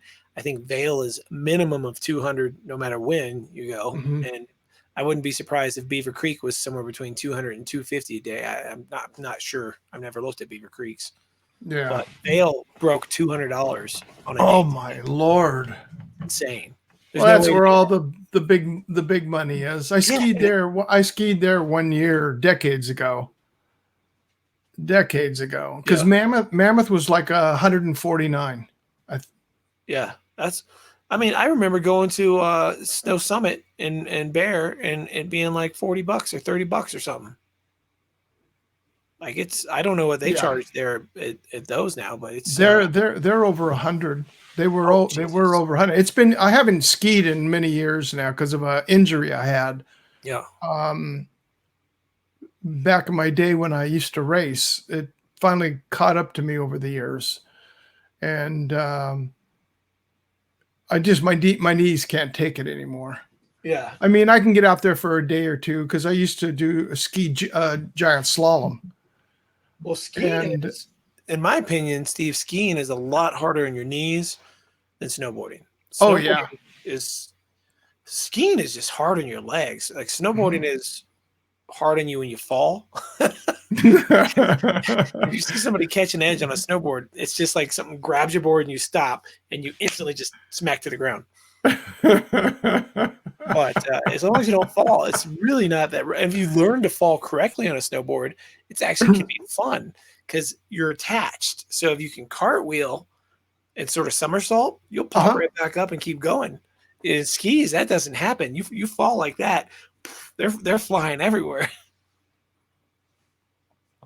So yeah, that's for sure. There was a lot of money saved this year on lift tickets, but I'll tell you one thing. It doesn't stop the operating costs, and you've got all these manufacturers sitting with a ton of skis, boards, bindings, boots, and everything sitting there. So a new release come 2021 ski season is going to be interesting what they're going to be doing with so much back stock. Well, so what they've done already, like Burton this year has not released everything they used to do. I was always getting the Burton step-ons with certain boots. I was actually going to buy the really nice, expensive pair of boots this year because I got a buddy who gets a 50% off deal. And so I was like, well, I got to take advantage of that, right? Yeah. But they're not making them this year because they're so expensive. They sell so few of them. They're just not making them this year. You can't even buy them if you want to. Same with, there's less boards being made. So there's just a lot less product. Just like you're going to a restaurant. I don't know if you've been out to eat lately, but a lot of these restaurants have a limited menu now. And it's sort of the same thing with a lot of these companies. They're just mass producing less stuff. Sure. Well, for us here, there you can't dine inside. So a restaurant can only be open. All bars are closed. A restaurant can be open with a bar, but it has to be outside dining. And what's really funny is you've been down to Dana Point Harbor before, right? When It's you were been a here? while, but I've driven by it. I haven't actually Yeah. gone there and actually explored it or anything, though. Oh, because there's a restaurant here called the Wind and Sea. Now they have an outside dining patio, so you have to wear your mask while waiting in line. The moment you get in, you sit down, you take your mask off, and then you just sit there and order your cocktails, your lunch or dinner, and enjoy yourself. Then put your mask back on to walk past the people going out, Yeah. and then I take my mask off once I hit the parking That's lot. how it is here. All the restaurants, you just wear your mask in, and the tables are separated more. It's funny. Like Gina's daughter Skylar went to volleyball camp the other day. Okay. And the kids had to, they couldn't shake each other's hands, no high fives after playing, yet they could grab and touch the same exact ball that every other kid was touching. Yeah. Like, how does that make any damn sense? Like, think about that for a second. The kids, especially in her age bracket, it's the probability of coming down with it is so. I mean, it's like 1 in what, 1,500 or 2,500. But like a high five is like this, and hitting a volleyball is like that. It's the same damn thing. Anyways, I'm going to answer a question Four-Eyed Canines just mentioned. The season pass for Arapahoe Basin is much cheaper than $1,000. It's more like I think it's $4 something. So considering if you get a pass, it's $400 and you go 3 times, you've paid for your pass. So that's why everybody buys season pass, especially people that live up here. Where these companies really make their money is people that don't realize that you can buy a season pass like that, and they come up here and buy day passes. Mm-hmm. That's where these companies rake in the money. That and all the restaurants and stuff, which will be mostly closed this year. So I have no idea how these companies are going to do. People think these billion-dollar companies are just no problem. They're doing fine. But billion-dollar companies have billion-dollar debts. They have lots of money they got to spend every year to just keep those properties and things open and not falling apart. Electricity. Oh, yeah. Huge bills. And the altitude and the weather conditions is a lot of wear and tear on the facilities. Yeah. It's proportionate. Like someone who has less money has less things they got to upkeep. Right. Less property they got to make sure they pay the bills and mortgages too, compared to somebody that's a millionaire who, not always, but most likely, has shit tons more property and shit tons more mortgage bills and shit tons more expensive cars. And I mean, if you're living at your means, you're sort of equal. Mm-hmm. You just have nicer crap. Yeah. Well, one of the things that we have here at Mammoth Mountain in the Eastern Sierras is the moment they can ski.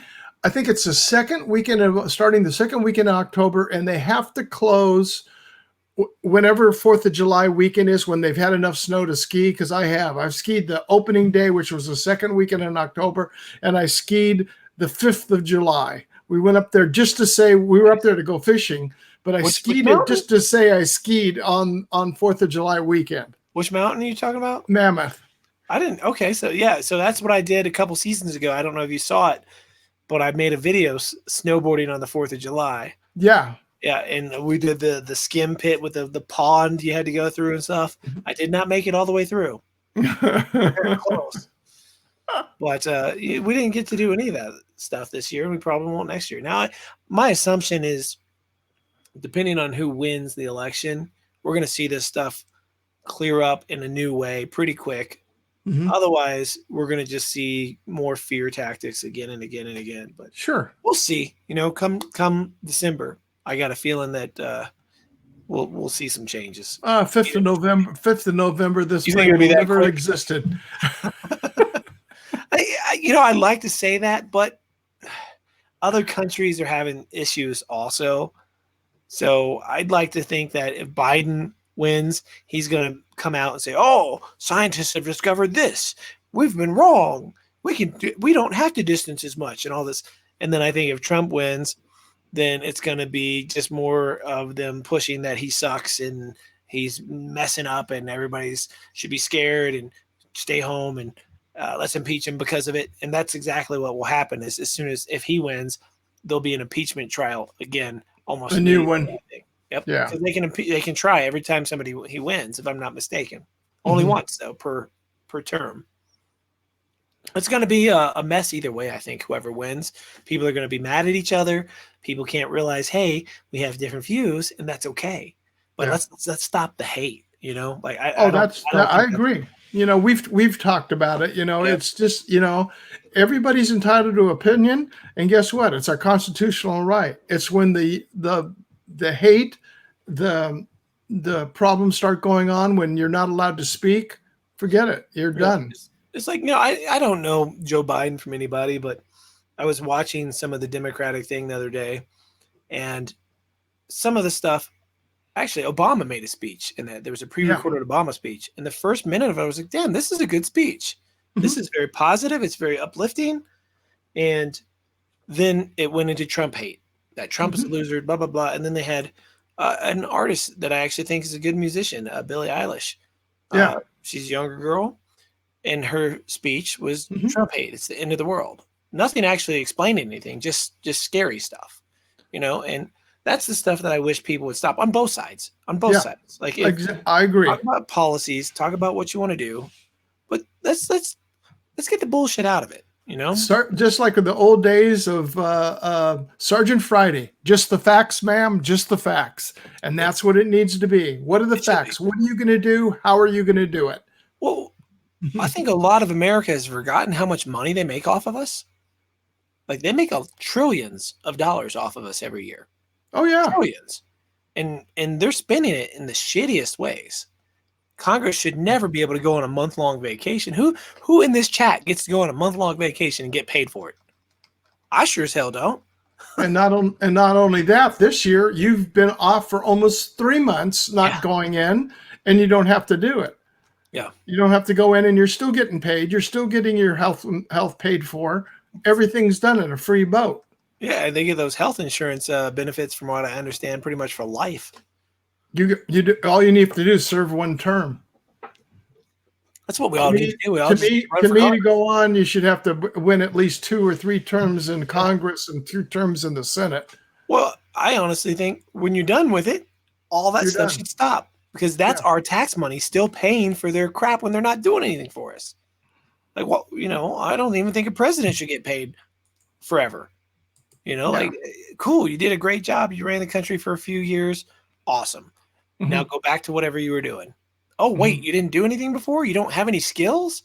Well, that's your bad. Well, that would eliminate just about every other president we had that didn't have any skills, especially business skills.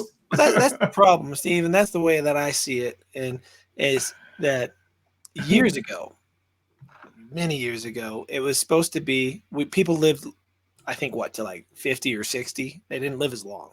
Like when you got 30, you were starting to get old, right? In those days, and our early political founding stuff, it was people that had jobs. It was people that had lived their lives, and then they retired and gave back to their communities. I don't care what side they were on. It was skilled individuals that had life experience that they could share to help make it better for other people. Right. It was never career politicians. You couldn't jump in right out of being a waitress and be a Congress member for life with ideas that are, maybe they're good ideas, but they're not realistic because you haven't lived. When you get out and live, you see some things that changes the way you picture the world. Sure. To say it nicely. And maybe it's a little cynicism, and maybe you see things in a more negative light than you did before once you get out there. But you also can find things that are on a good side. But without those experiences and without some kind of skills, what the hell do you really have to offer except ideas? Yeah. And unrealistic ones normally.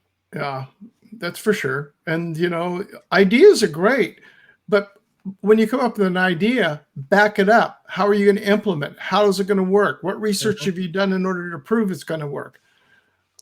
instead of just taking a bucket and throwing it on the wall and say, well, let's see what sticks. Yeah.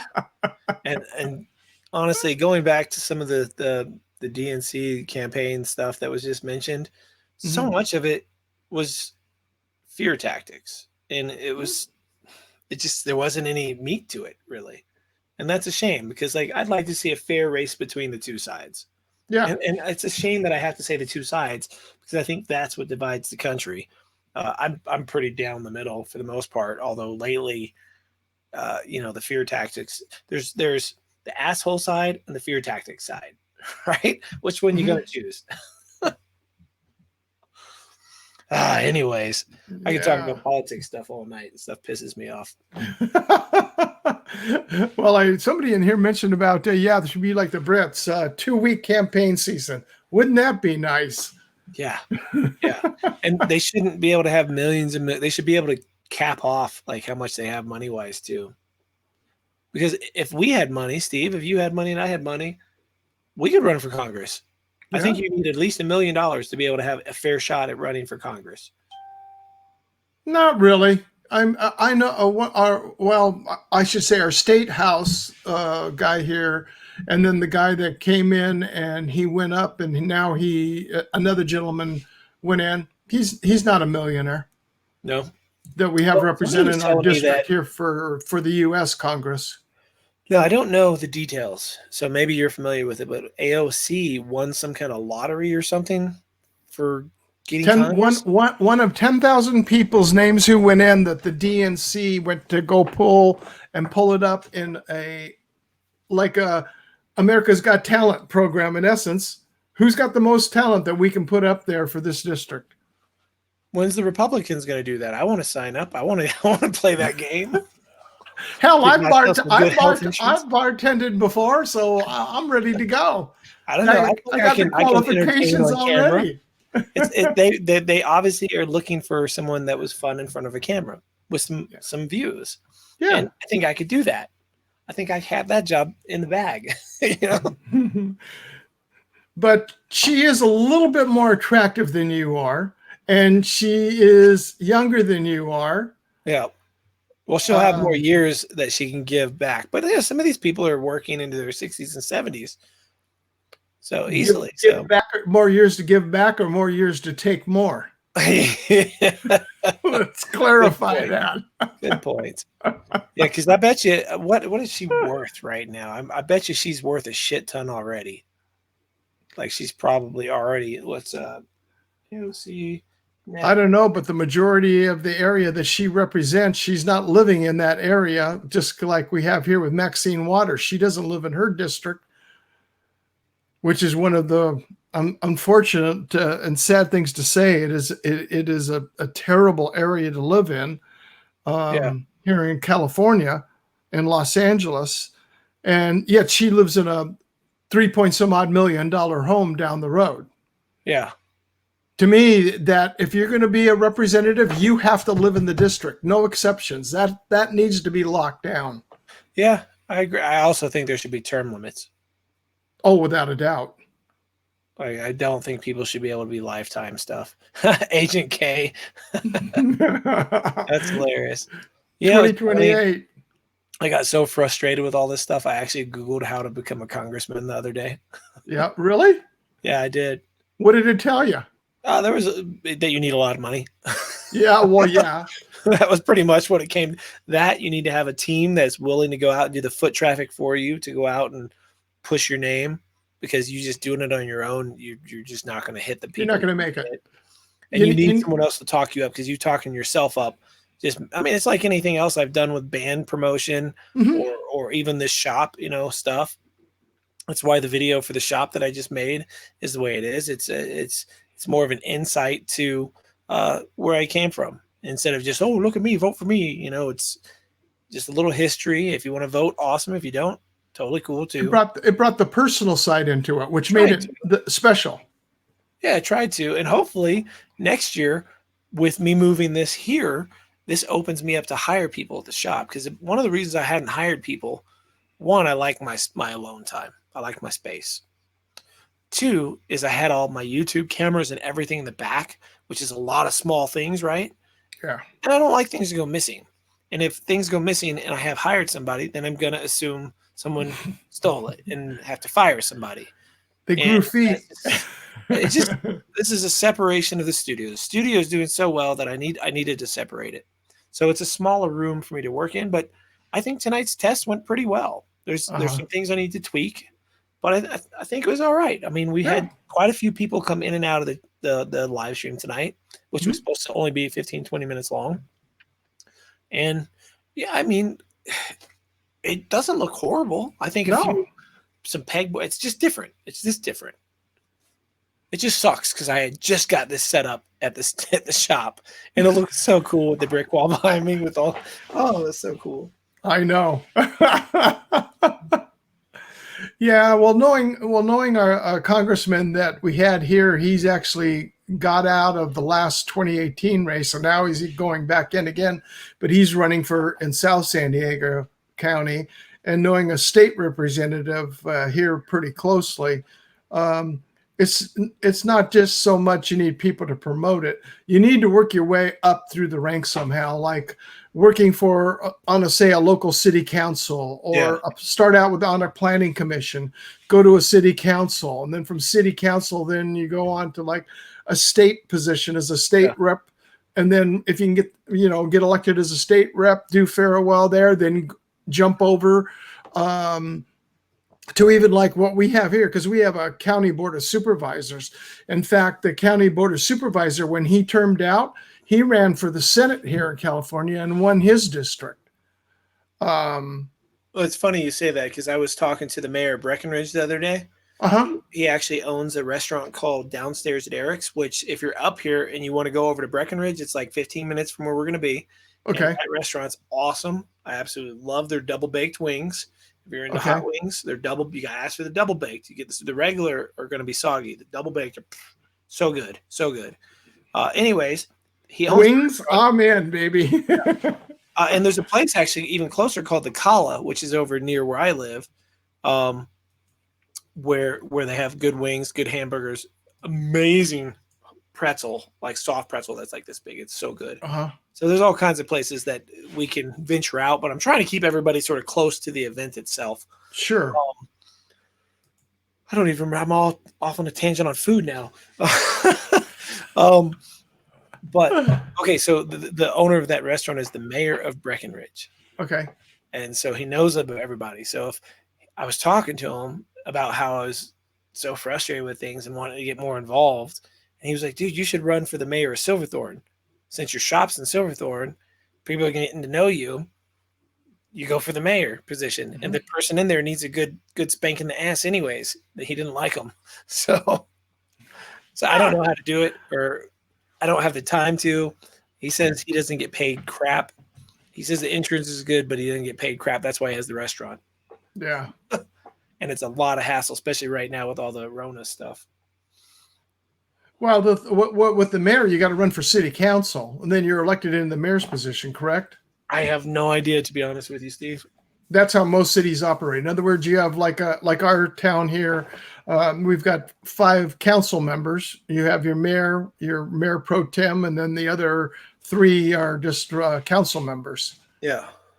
So you run for city council, and then after you're in for a year, unless you're one that we had here two election cycles ago, or one complete election cycle ago, she ended up coming in and getting seated as the mayor right after the election. Yeah. I honestly don't have the time. I like the studio. I like what I do for a living. I enjoy making these videos and meeting everybody. That's the coolest part about these videos, is making friends through this all. It really makes the world smaller, It is. I mean, how else would I have ever met Henrik over in, Denmark, right? Yeah, exactly. And him and I I consider a true friend. Like, we've talked since before I moved here to Colorado. He and I have talked almost daily since then. Like, that's a lot of years of talking almost daily, mostly about YouTube stuff. And we shoot things back and forth, but we have so many things in common outside of just YouTube, from his one wheel, my electric skateboard. Yeah. Pink Floyd, and so forth. But, I just saw this Four-Eyed Canine says he wouldn't want the burden of making rules for people, and Yeah. I feel you there. I think you have to be a little bit egotistical to run for office and do it well, because you got to think that your rules that you make for people are worth a shit. And if you're not just a little bit narcissistic, well, I think, most of us who make videos on YouTube are a little narcissistic. I mean, I'm not going to say I'm not. Being frontman in a band. Dude, come on, guys. We all know I am. No, Nah, you're pretty down to earth, Sean. doesn't mean I'm not narcissistic, though, Steve. Yeah, I know. You ever see when someone invites me to be on their live shows? I'm like, yeah, I'm there. I'll go. You'd never make it in politics, just like I wouldn't. I mean, I learned a lot over the past since 2007, we started a group here in Dana Point for when the county was just going to totally remodel the harbor. They were going to have this grandeur thing. They were going to do it. Well, they were going to get rid of over 1,400 small boat slips for bigger slips. Well, we stepped in with this group of people. We formed an association. Well, over the period of time, I've been on the board almost since the beginning in 2006 as a board of directors. I'm the treasurer, and I also run the website. But I don't want to be the president. I don't want I don't want that front end to have to deal with it. I can deal with people and put across my knowledge and not deal with it, so I can still help. But one of the things I've learned in my 67 years of living is the old adage of you can attract bees better with honey than, the old saying. Because we had our original group. We had a guy in there that was just fighting our council, well, not the council, but our board of supervisors. And it turns up now I can pick up my phone and call our supervisor for our district, and she will pick up the phone and talk with us directly. Yeah. And you learn to work your way in. And then that's when you find out how long it took. Well, now we've got a thing to what they call a P3. It's a public-private partnership. So what they did is they ended up leasing the harbor now for 66 years. The county they don't own it. They operate it underneath what we call a Tidelands Trust here. So they've taken it over to run it. But it took 20 years to get where it is, and we're just going to Coastal Commission with it now. Yeah. Politics moves so slow, I'd end up committing suicide, and I'm one who strives for life. Well, I mean it sarcastically, but it's just like, oh my gosh, it's my ridiculous. dad actually got into a local political group there in his sort of area, neighborhood, smaller town thing. And he quit it. He was like, they were a bunch of idiots. None of them could do anything. They all argued, and they couldn't meet in the middle on anything. It was a total waste of time. So, spot on. That was good. But Brian just asked me.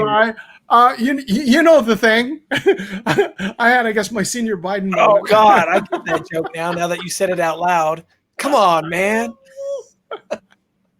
I actually think, Steve, I'm going to make a shirt that says "Come on, man" on it. Oh, I wore your shirt out the other day. I survived 2020 toilet paper shirt. Yeah. Oh my God, I had so many people laughing their asses off as I was walking around with it on. The point of it. So that's good to hear that. Brings levity. Speaking of which, Michael said Sean's 20-minute turned into an hour and a half. It's actually turned into 2.5 hours. Yeah. I'm going to wrap this up. Steve, I appreciate you jumping in. It looks like your voice and your video works. And on your screen, I assume on the StreamYards, I still have a delay on mine, or it's off a little bit, right? If you go straight into your camera or go into your mini converter, problem is Blackmagic converter, take the audio into that, and you can adjust it in your audio and in your converter.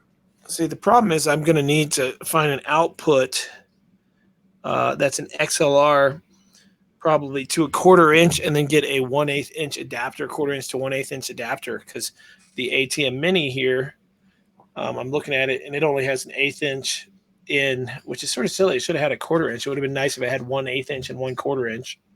They don't, and I've got it for mine too. I've got a bunch. I bought a bunch of stuff so I can eventually get mine set up. Yeah, and the whole point of this was just getting a one input for the camera was not much cheaper than just getting the ATM Mini.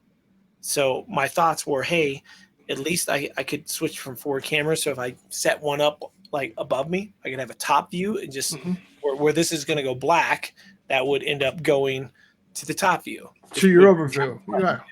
And so if I'm unboxing something or doing something down here, I could do a live unboxing or something. I think that would be pretty dope. That's why a lot of people like OBS. OBS? Yeah. Why is that? For broadcasting, because then you can bring in, have your cameras and everything all set up. You can adjust your audio. You can adjust the latency, all within OBS. Well, I was using OBS until I went to StreamYards and went with StreamYards, but the ATM Mini works with StreamYards. Yeah, which is how I was able to just black screen it. Because if I had another camera set up, then it would be, it would have switched to a camera there instead. Michael's comments. And 4i, oh my gosh. You've watched Mitch, Old Guy in a Drone? Yeah. When he puts it in, because he's got all these camera positions, one overhead coming straight down, one off to the side, plus his main one coming on him. He's running 3 cameras through OBS. That's what I want to do, but I'm going to do it through StreamYards with this ATM Mini. Yeah, and eventually stop paying for StreamYards, but if they keep updating it, I might not stop paying for it. And if you take your audio into the Mini, I think that'll resolve your problem. Well, I still feel like there's a video delay because I swear to God, when I first started this, what I saw on screen was in real time with me, like on the StreamYards. And then there's a delay from that goes over to what people watch on YouTube. But I'm seeing a delay. Like, let's see, I moved my hand here, and now I saw it. I moved my hand, and now I saw it. Which, on your screen, when you move your hand, does it move with you? Mine's moving right on when I'm watching the stream. Of course, on YouTube, it's almost like almost a 30-second before everybody in chat is seeing it. But see, I should see myself at real time, and I don't. Yeah. And that's something, and I did earlier. So something, when I flip-flop things around, something changed. I don't know why. But it is past midnight. I'm going to get some sleep. I appreciate everybody who did hang out for this test video of where I've been. Hopefully, I've answered any questions on why I haven't been making videos. I've been busy. That's my hand moving just came up on YouTube. Yeah, it's a crazy delay. That's something that we need to let people realize is how long of a delay it is. So like when they show a chat, like something in the chat, and we don't answer it for like 30 seconds, that's usually why. All right, man. Steve, I appreciate you jumping in. Anytime, sir. Wrap this up and say goodbye. I just put my phone in a puddle of water. Wish everybody a good night or good morning and wherever you're at in chat. And make sure you hit that like button if you have it on the way out the door. And if you haven't seen the last video that I just posted, if you catch the very end of this, go look at the video titled, I Need Your Vote, and then go vote. You can vote with... Post it in the chat. You got it right there? I thought you had it up. Yeah, if you got it, share it up. Hold on. You can vote with one email address. And if you have like 50 email addresses, you can vote with 50 email addresses. But I didn't say that. So I do appreciate it. Here's the link, everybody. I'm posting it in there right now. Steve is posting it in the chat, and we will see everyone later. Have a good night, everyone. And I think we can go right up here and end the broadcast. And Steve, I'm just going to go ahead and end the broadcast. So you have a good night as well. And thanks for joining me. You too, sir. Have a good night. See you guys in the next one. Say good night to Gina.